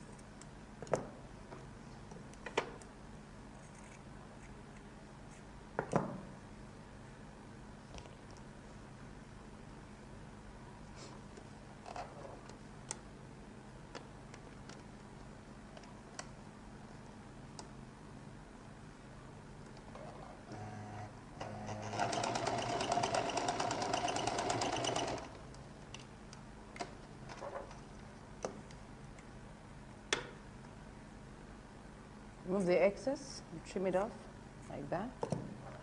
And we turn to the right side.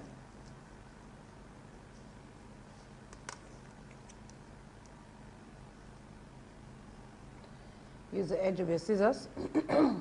Oops, I did that too much, so I have to stitch that back That's what happens if you poke it out too much. So, yeah. So I have to be gentler when I'm doing that the next time. Just turn it gently. You can use your finger. There's another way to just do that, and then you get it out that way.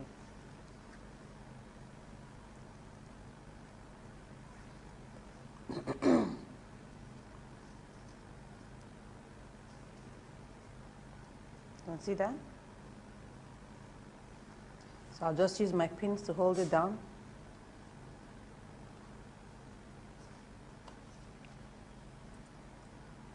You can actually tack that if you want, or iron it out before pinning it.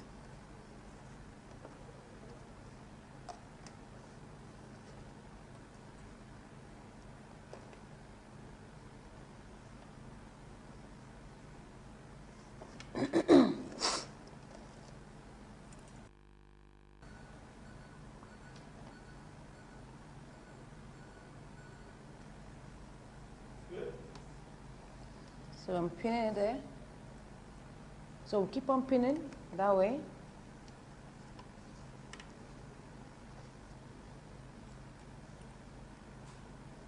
This is to keep the this is to keep the collar in place.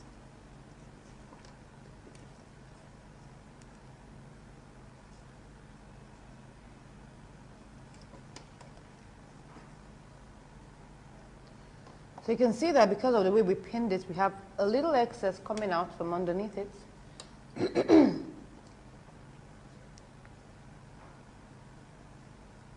Good.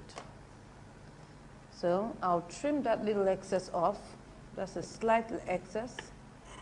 It's not so much.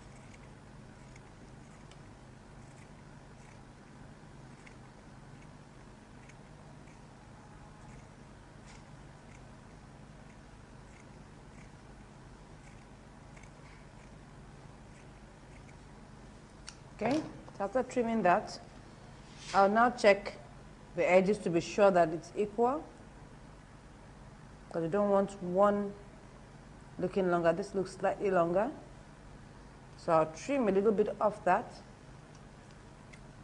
because 1/8 can make a huge difference in the way a color looks. So trim that down. Check it, take a look at it again. Yeah, it's equal. So once I've done that,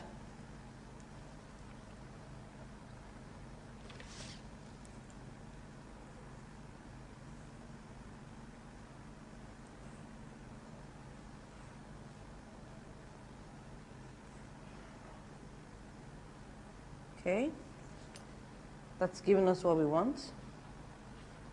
So I'll get the midpoint.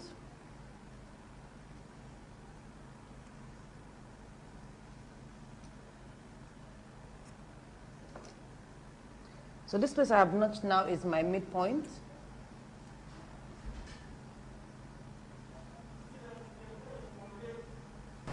So now we've pinned this up like this, and we've gotten the midpoint. So the next thing is that we'll get the midpoint of the neckline too. Well, most times we always assume that the line at the back should be the midpoint, but you know, at times due to a lot of shifting and sewing and stuff like that, might not necessarily be the midpoint. So you need to place this together at the two.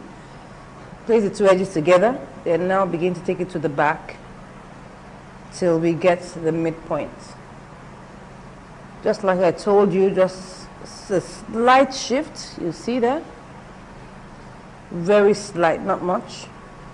But like I always say, 1/8 of an inch makes a whole lot of difference. You can see that this is the middle, and this is where my center is. It's just like 1/8 of an inch difference. So I need to use that point as my midpoint. You can see that this is where my notch rests, just like 1/8 away. It doesn't matter. Just to ensure that you get it as accurate as possible. So I'm going to turn the jacket back to the wrong side because of the way we're going to sew it. We need to sew it. We need to insert the collar and sew it in. So we'll turn it back to the right side, to the wrong side.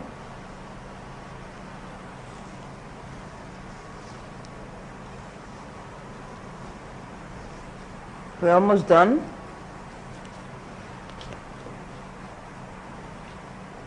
So this is my midpoint here. I have marked. You can see it here. This is how it's going to be. The collar is going to sit this way. This is how it's going to sit all along the edge. So you need to understand that. So this is how we're going to place it. The side that doesn't have collar, say, would be facing the back this way. So we pin it there.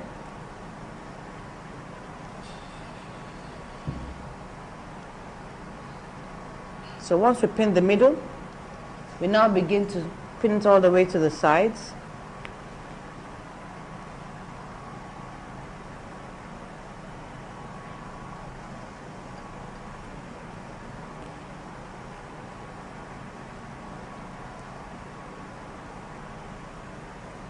So what I need to do is to ensure that I get this edge equidistant.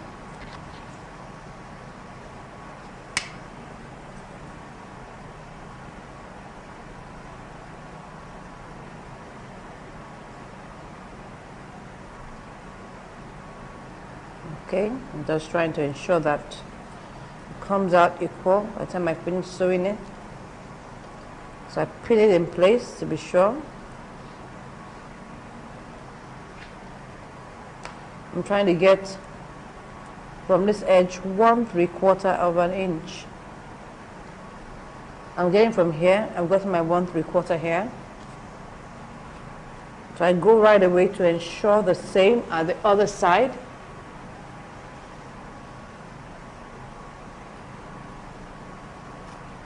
This is how it will be folded.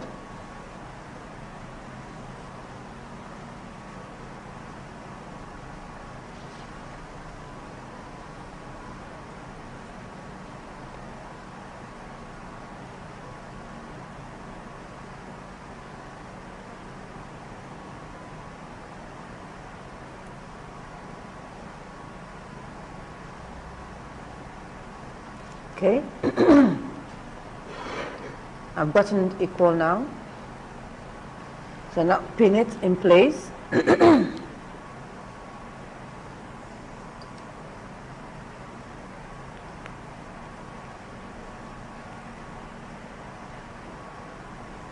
For whatever you're doing, equidistance is very important because you don't want one side looking bigger than the other side. That won't look professional enough. So now I'm going to stitch it down first, so that I can remove all the pins and then pin it back.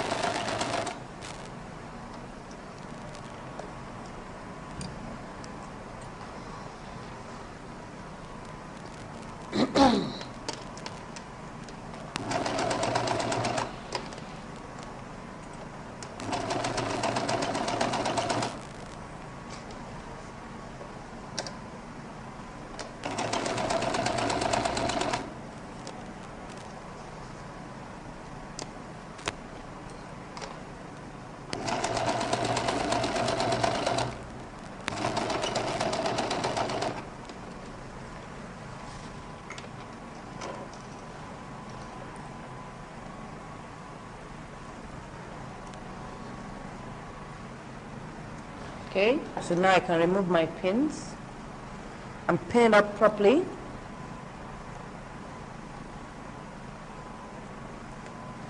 So now take all these edges and pin them up properly.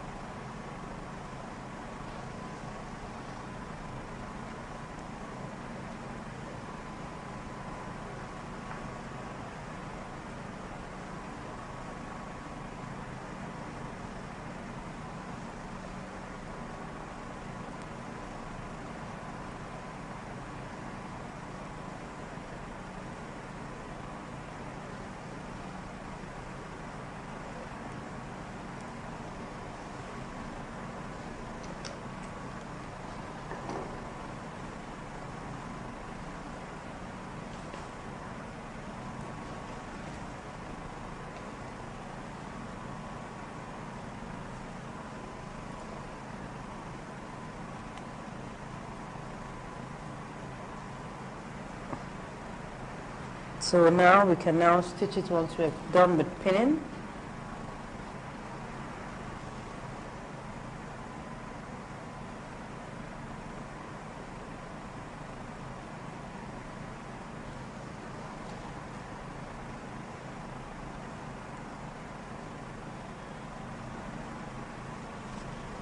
So I will now pinch this, pin it in place.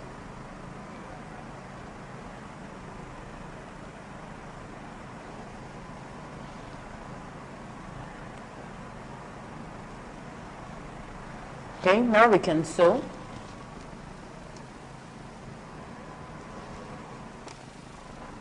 I'm going to stitch 1/4 of an inch.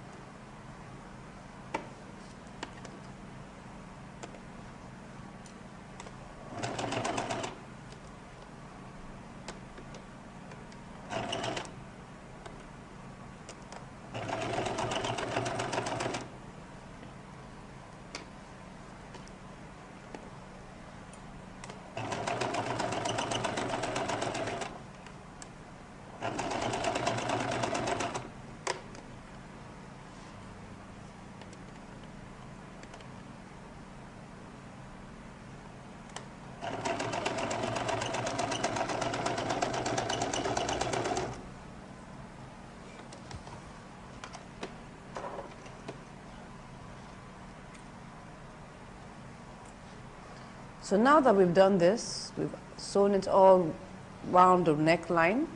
We'll remove the excess that's there.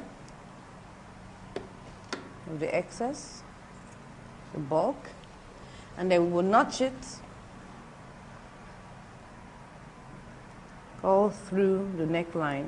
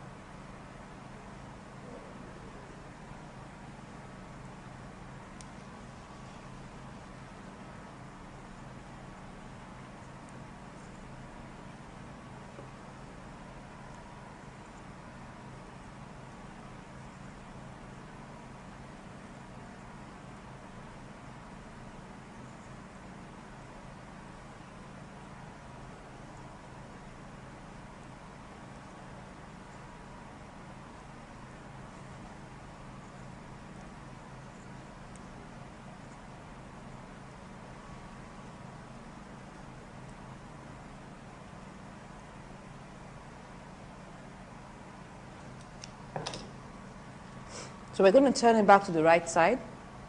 We're going to turn it through our armhole.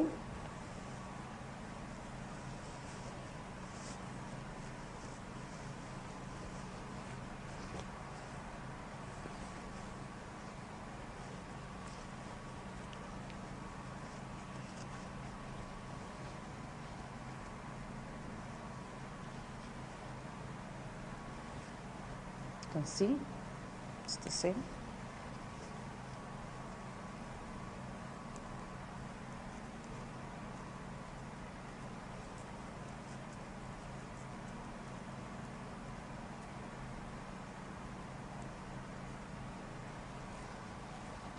So we have sewn the edges now. You can see the distance. They need to be the same. Now one more thing we're going to do will be to top stitch together. This, like you can see that this is looking bulky here. Not really bulky, just that it's moving and shifting. So we need to top stitch it down so that it doesn't move around and it rests well. So I'm going to pull it very well.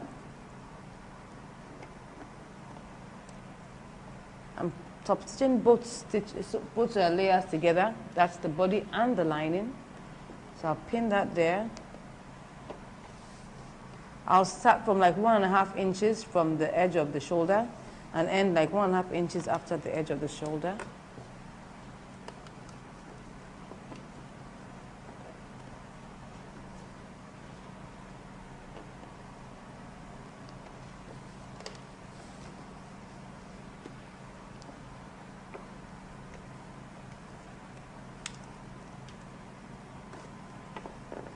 So I'm pulling it so that there are no folds. You can iron that out soon so that you're sure of that.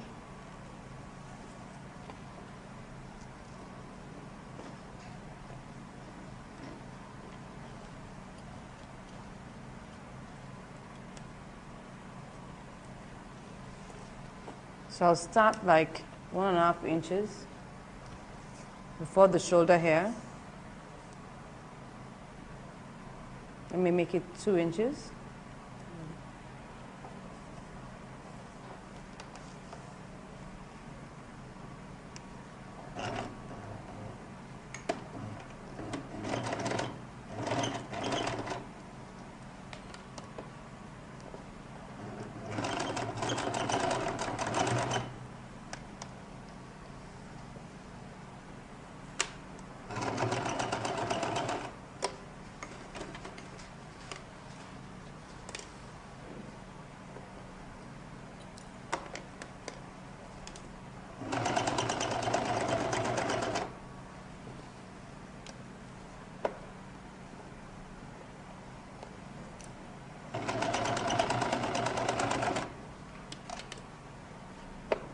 Stop around 2 inches there.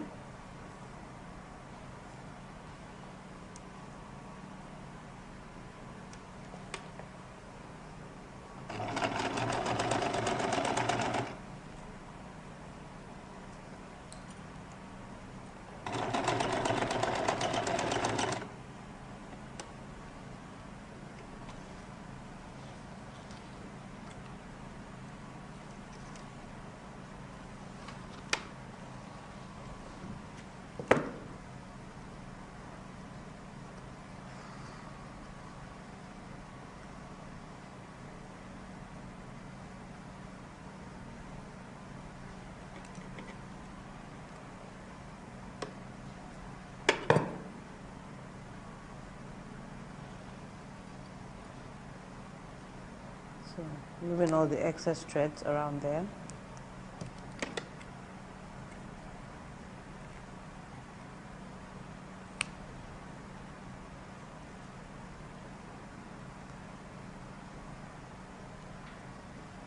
Okay.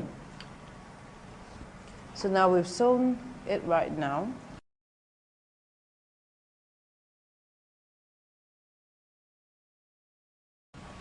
Next thing we're going to do will be to pin our armhole.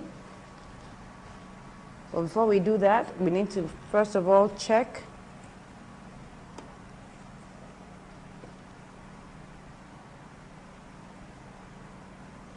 to trim off a little.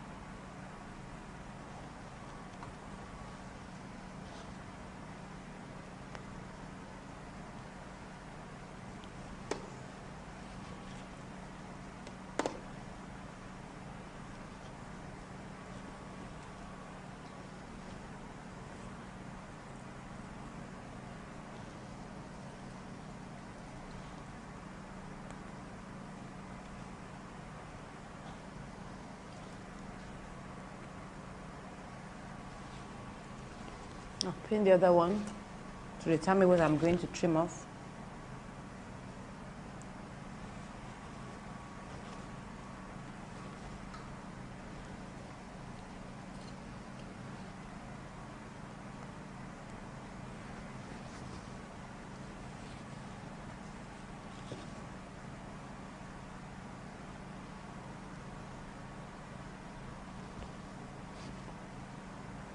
Now we're going to trim off a little there.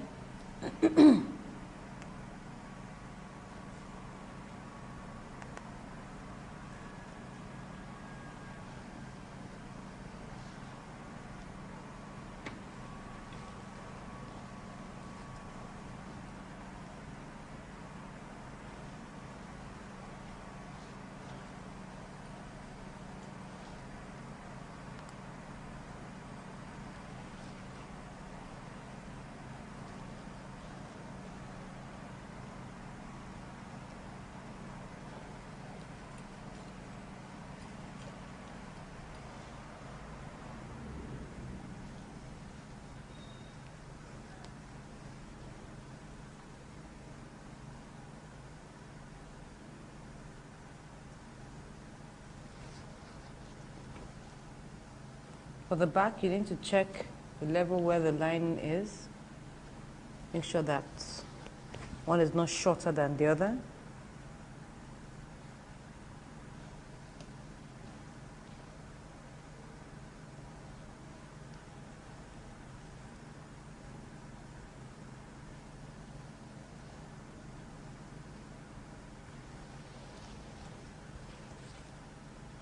I'll turn it to the wrong side so I can see what I'm trimming very well.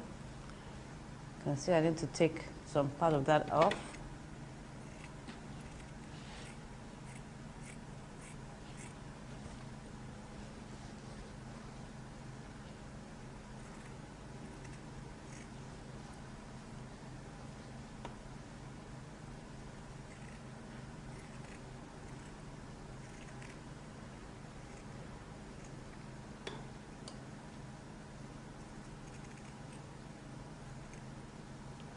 So I'll check the back.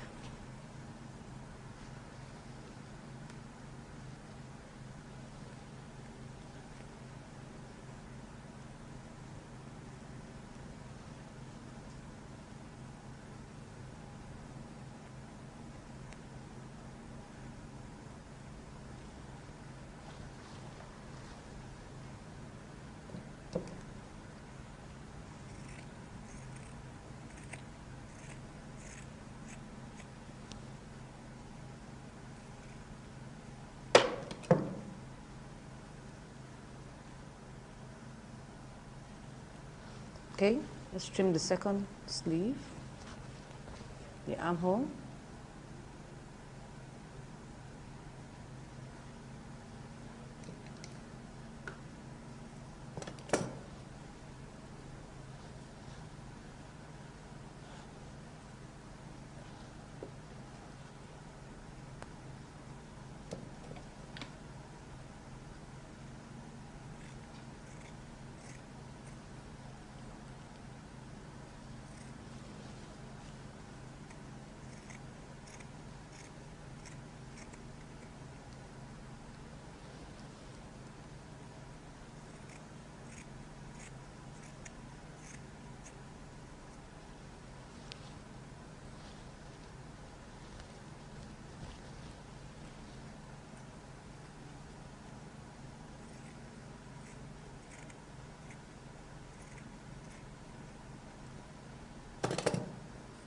Okay, so we've trimmed it now. The two sleeves are identical.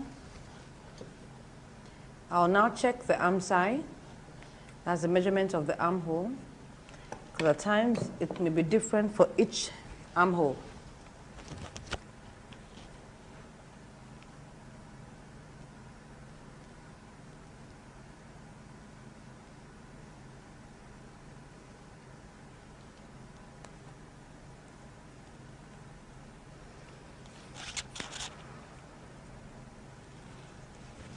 So start from the armhole here, from the armpit region.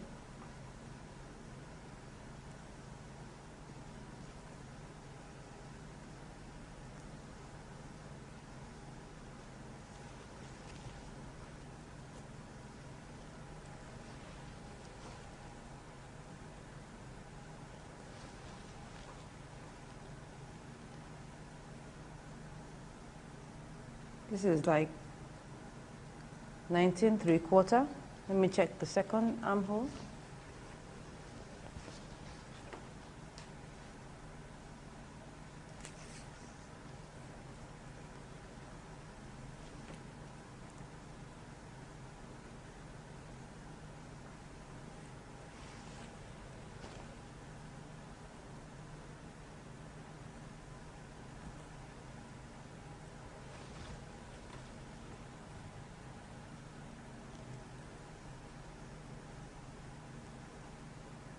I have almost about the same thing, but this is like 19½. So we'll use 19¾ because it's bigger of the two. So we'll use that as the measurement of what we want to do. I'll pick my sleeves, put that here, and shoulder pad. Now, this can be naked shoulder pad. It doesn't really have to be covered up with fabric because we're going to insert it into the shoulder. So I'm going to trim it around. I don't need it to be too big, I just need it to be small.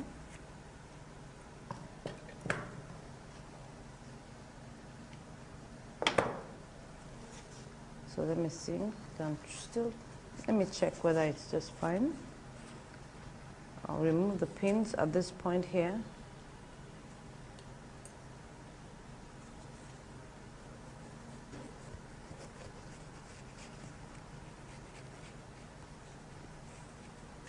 Okay, I think it's just fine. Can sit there. So I put that in halfway there, and you pin it back.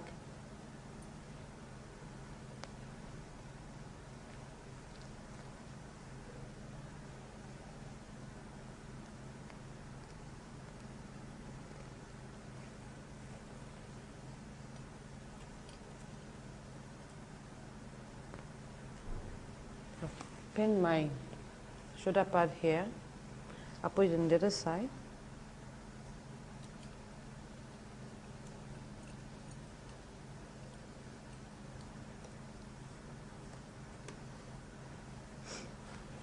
Take my shoulder pad.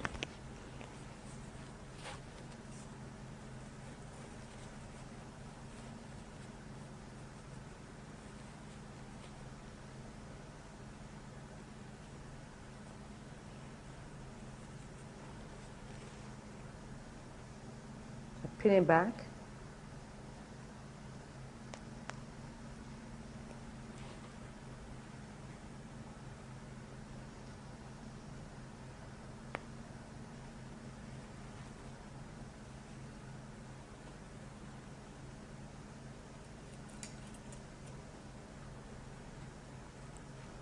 So now we put our shoulder pads in. You can see that it's not really big, it's just a very small shoulder pad.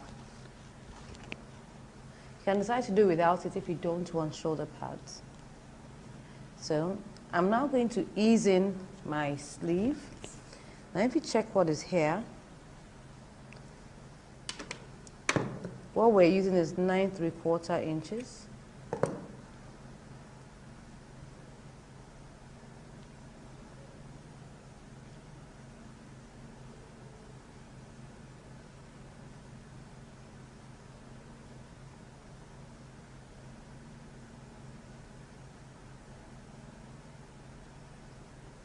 Now we have a little excess here. We're going to ease that in. So I'm going to start by running a few gather stitches. I'm not going to stitch my lining together with it yet. I'll just start from somewhere here.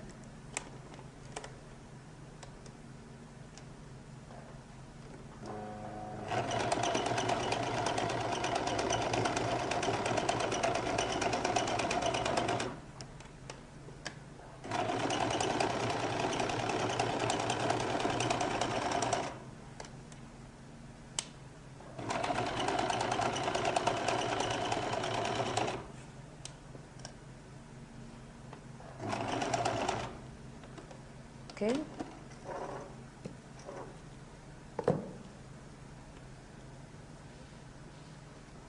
Do the same on the other side.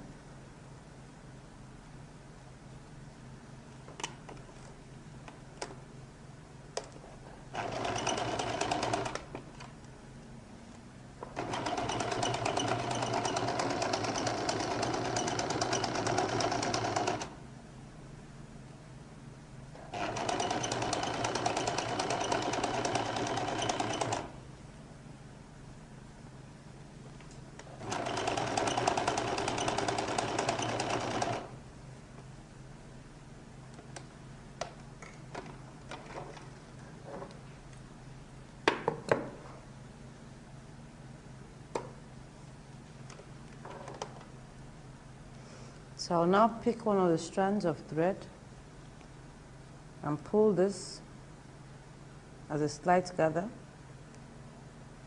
Just slight, not much. You can see, you can barely see it.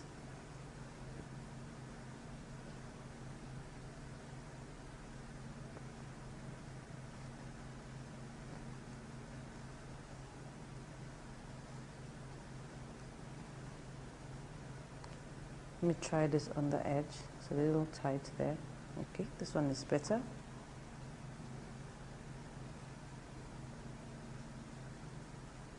can see, you can hardly see the gathers. It's just something that gives it a slight ease.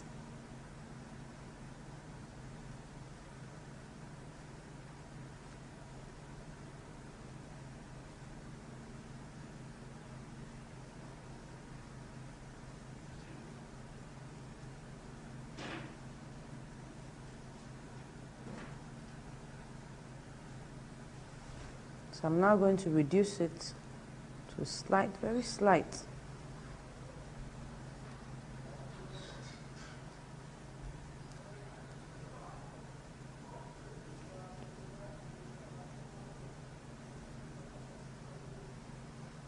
I'm going to measure around till I get 19 3/4.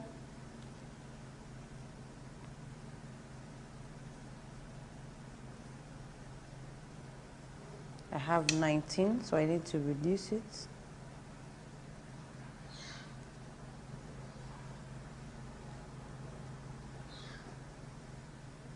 Just to give it that, you know, can you see that very slight puff? It's called easing in.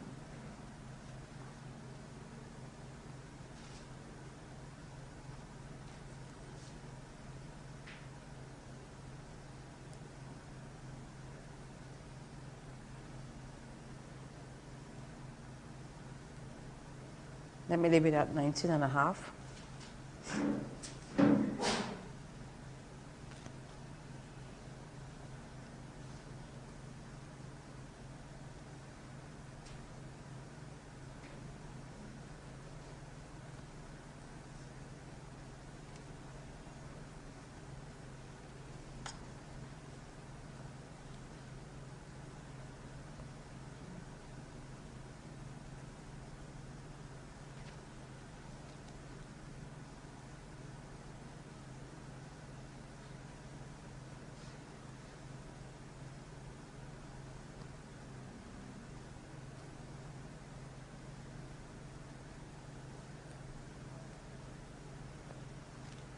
So now I'm going to pull this and check. I'll measure it.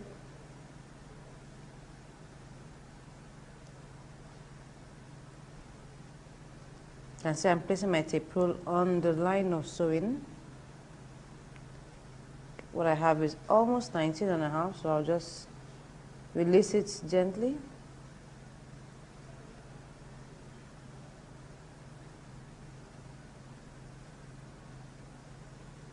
You can see how it's just showing a slight puff there.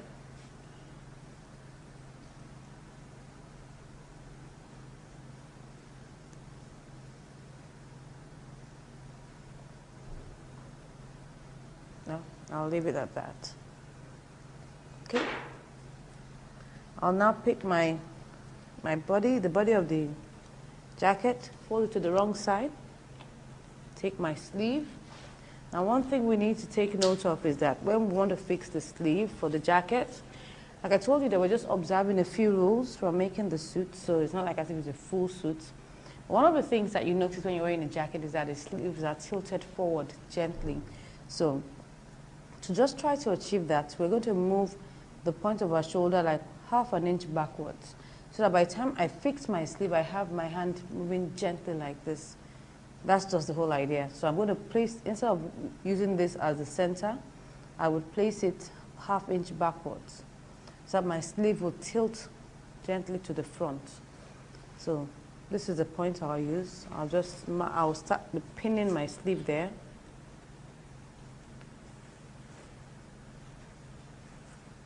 this is the back, so I just take my mark and take it backwards slightly. That's about ½ inch backwards.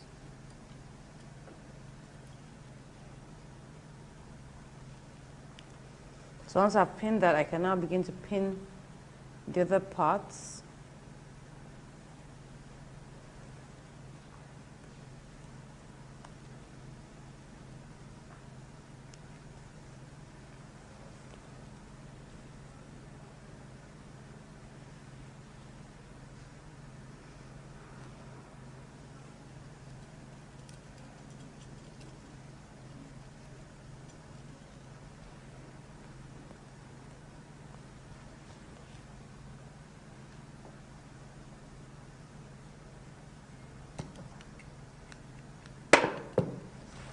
Pin here.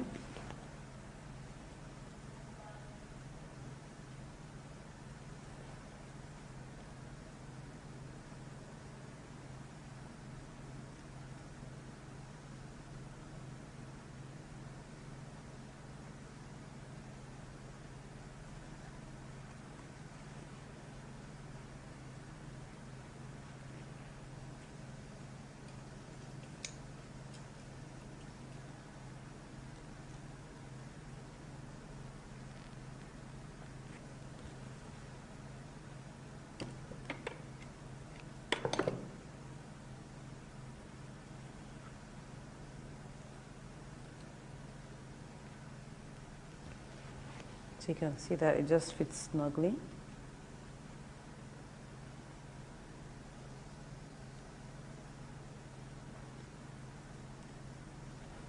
So I've pinned that inside this armhole now. So I'll pin the second sleeve into the armhole. Forget that we tilt it by ½ inch backward. This is my back, so I'm going to put it here.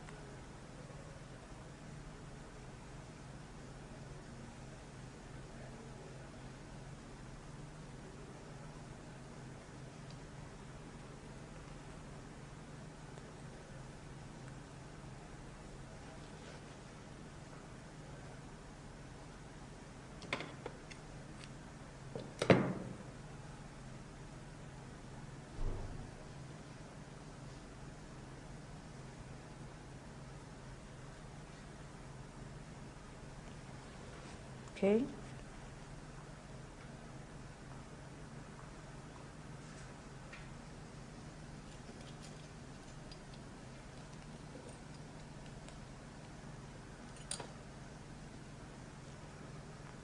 So I've pinned it now, I can begin to sew.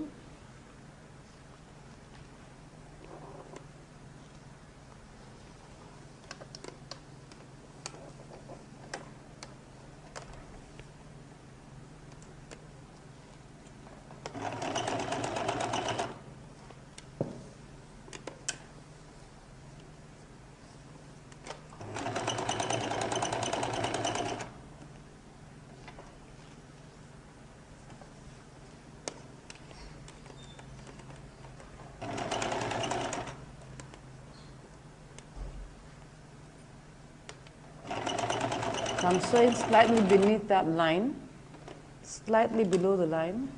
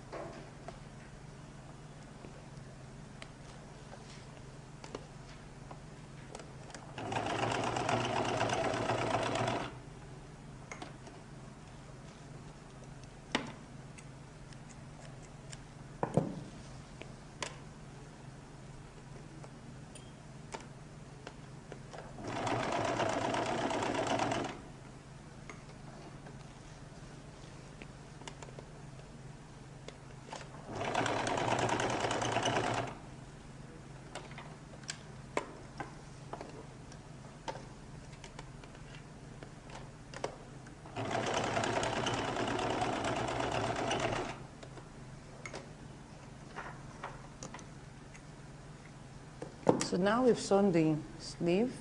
Let's check around to be sure everything is okay. Let's sew the second sleeve.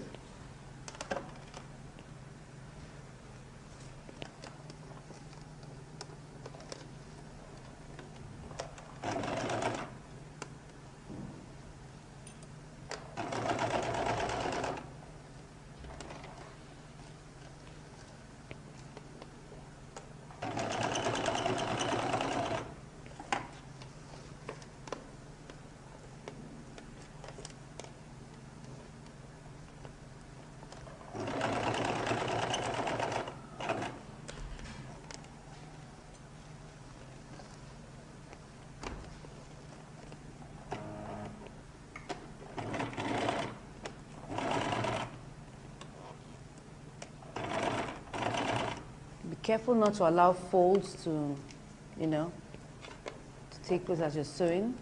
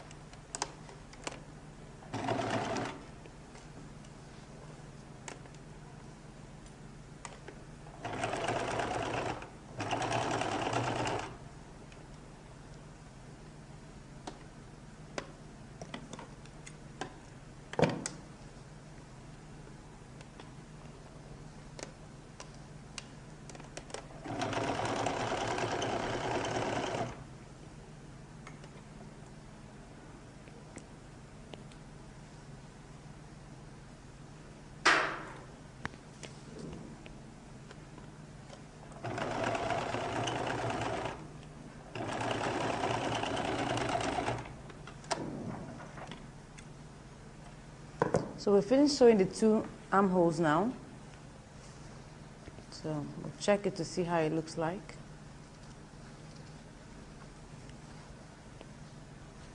You can see that the slight puff that we left there, just to create space for the shoulder part.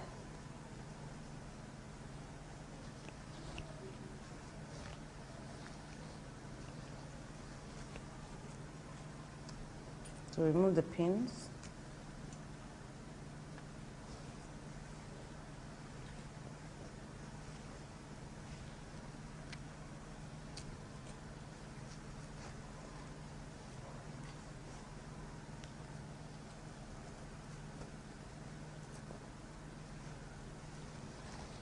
Show that there are no folds.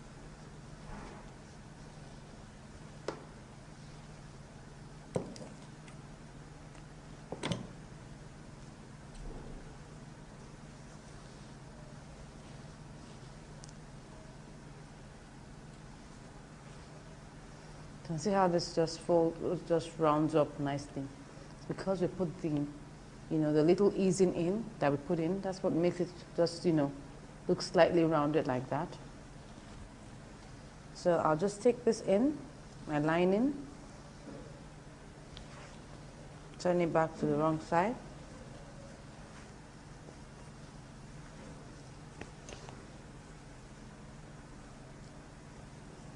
So we're going to use the lining to turn it over like that and hem it down.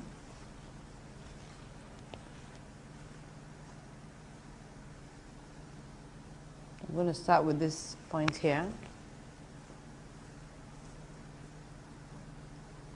Remember that we have moved it ½ inch backwards.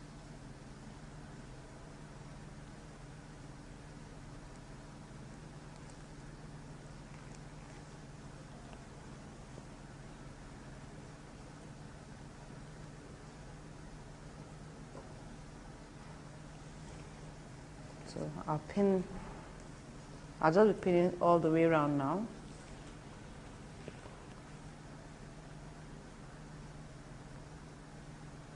Don't forget that we eased it in gently, so we may need to pleat at a few points. Just put this two like that and pin it down, just to create some fullness at that point.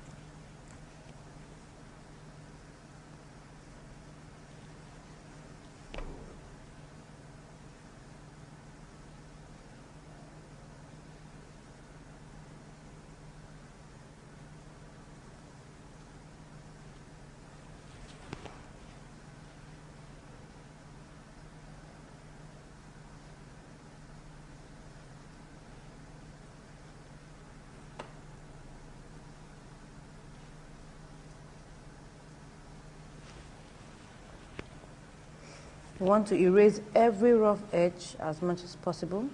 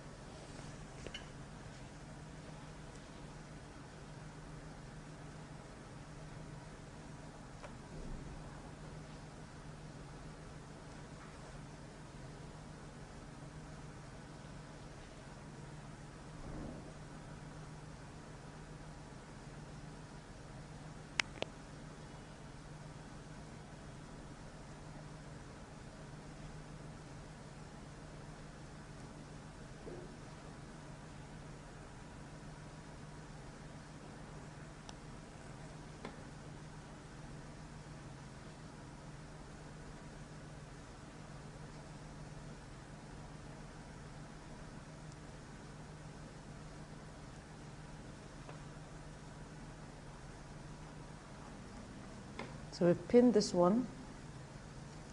Let's pin the second side.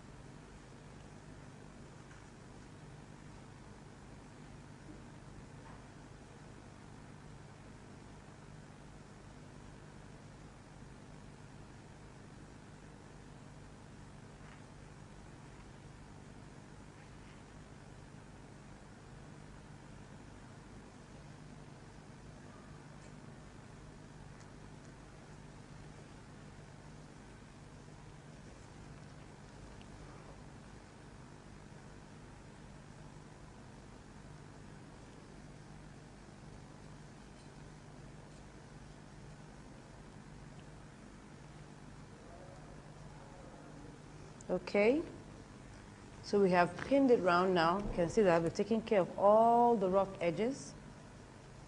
All the rough edges have been taken care of. So we'll pick our needle now and begin to hem. So we're going to use overcasting to hem it. We're not doing slip hemming. You can also decide to do slip hemming, but we're not doing slip hemming. All we just need to be doing is taking it over like that, every half an inch.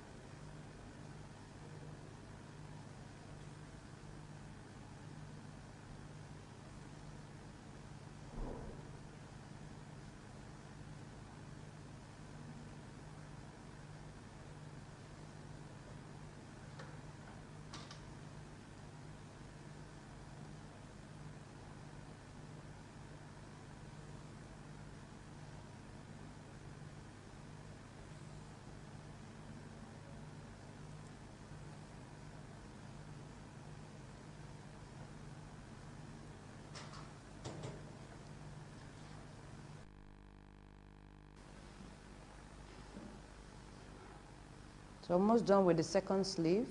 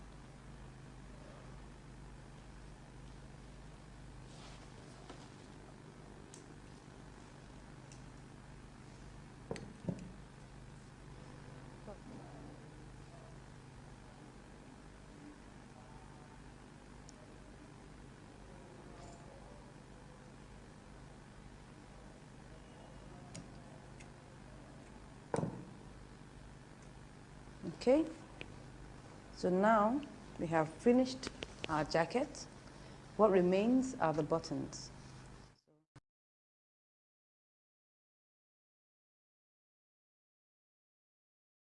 We're going to mark out the positions of our buttons. We can put this here and do that.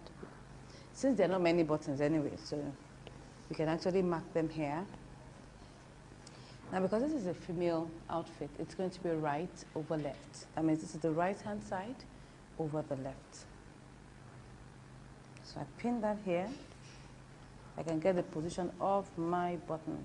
Now I'm using this lovely big button, very imposing button. I'm also going to put that here, sew it up here. You can see how it looks really cute. So I need to first of all measure out my button and know what the size is. You can see that this is like slightly above an inch, just about an inch. No, this is about 1/1/8, fine. So my buttonhole will be 1/1/8 plus another 1/8, and that will be 1/1/4. I'm going to use, it's a big button, so that means we need a bigger buttonhole. So I'm just going to do this because I only want to use like 2 or 3 buttons here. I get this pinned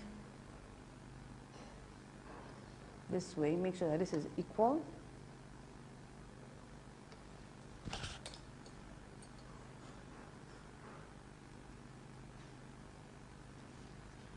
Once I've gotten that equal, I now take this and place it on top of the other so that I can get it like that.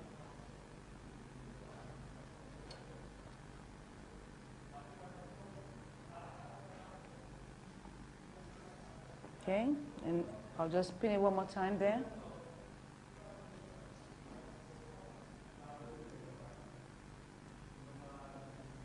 Okay, I'll now begin to mark out my my buttons. Let me put my first button here, about 1/4 of an inch. So let me see that.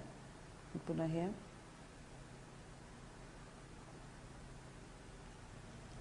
So that's my first position of my button, 1/2 inch away from the edge. I'll make it 1/1/8 instead of 1/1/4. Let's work with that. Next one, I will measure out 2 1/4 of an inch.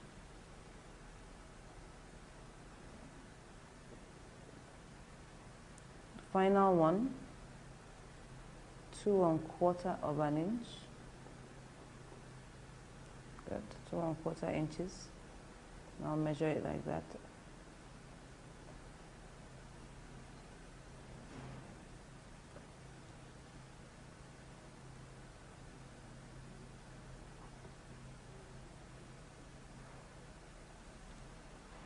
So you can see that faintly there. So we have 1, 2, 3.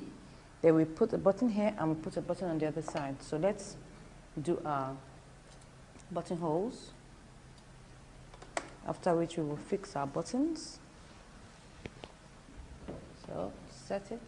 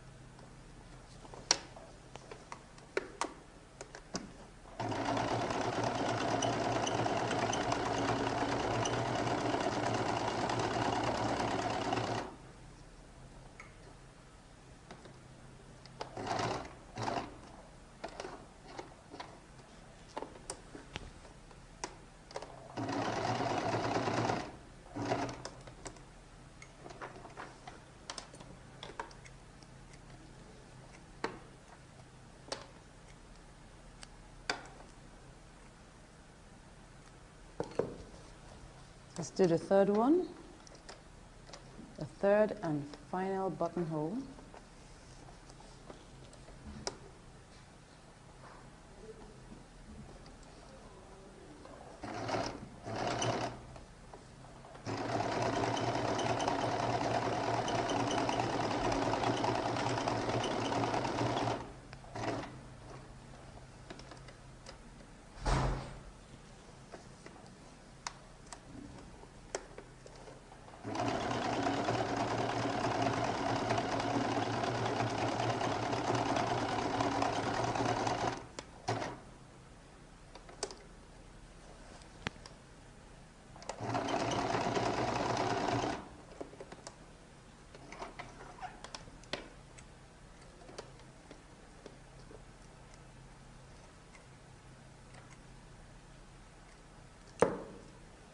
Okay, so we've done our 3 buttonholes. We'll now cut through it. Just match them like that.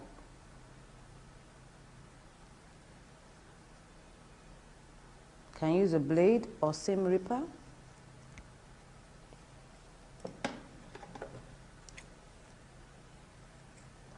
Then you cut a little. Now cut the rest.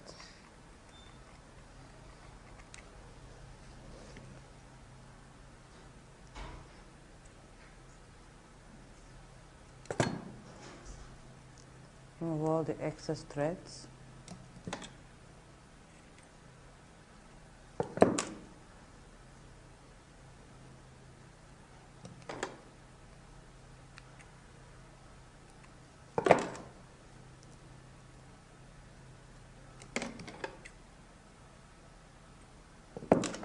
Okay, fine. Let's do the second one.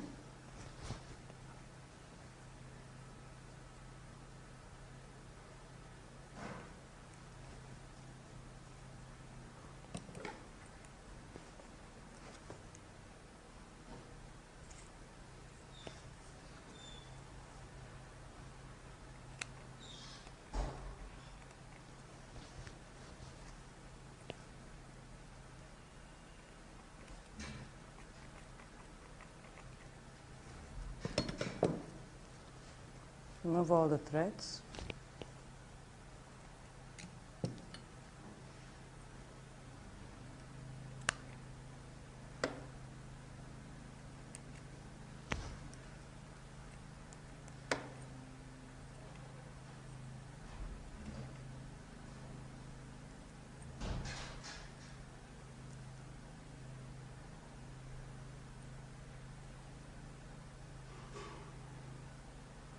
Because the fabric is a fraying type, so you need to get rid of all the excess threads, or else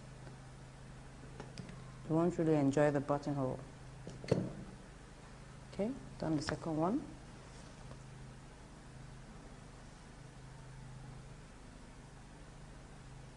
The third one.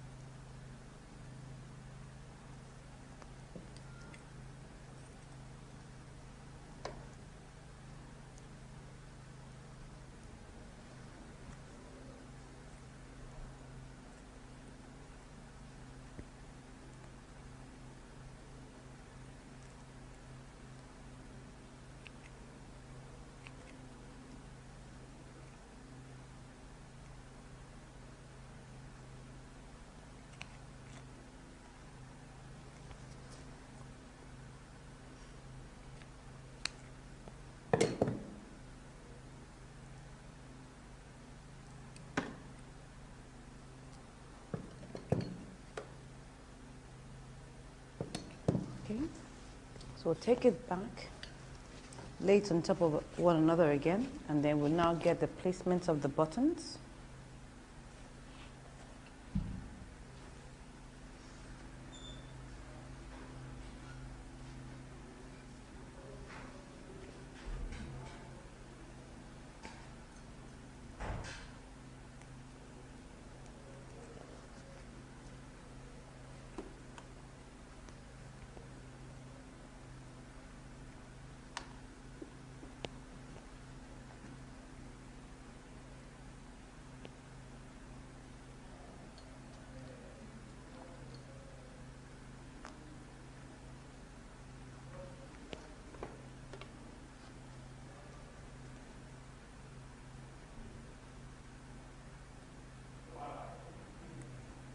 So I'll mark the position of the buttons.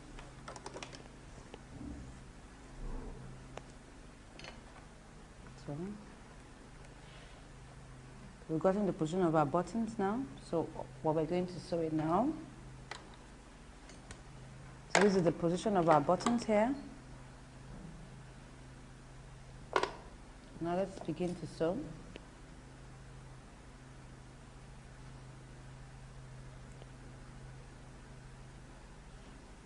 Now because we have a button that has 4 holes, we're going to sew in a cross direction. That means it's going to look like an X.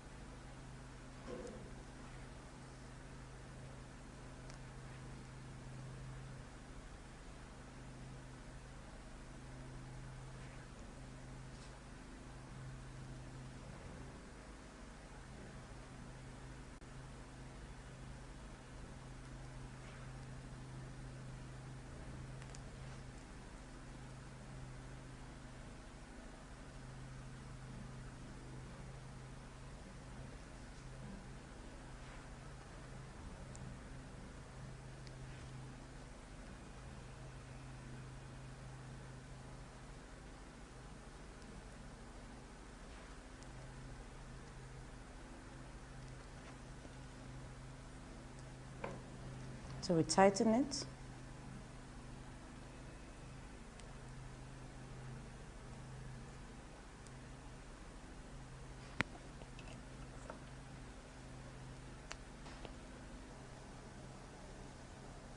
So we're on the last button now.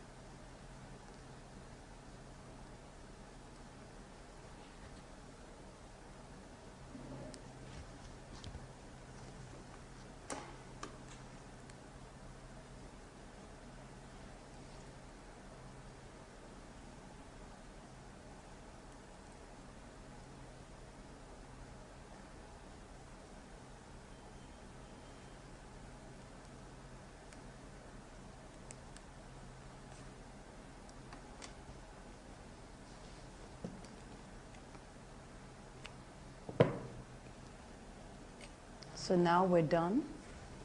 I'll iron it out and then I'll try it on for you to see. So what about this? I'm sure you like what you're seeing. We have actually finished making our lady's jacket. I'm going to model it for you to see.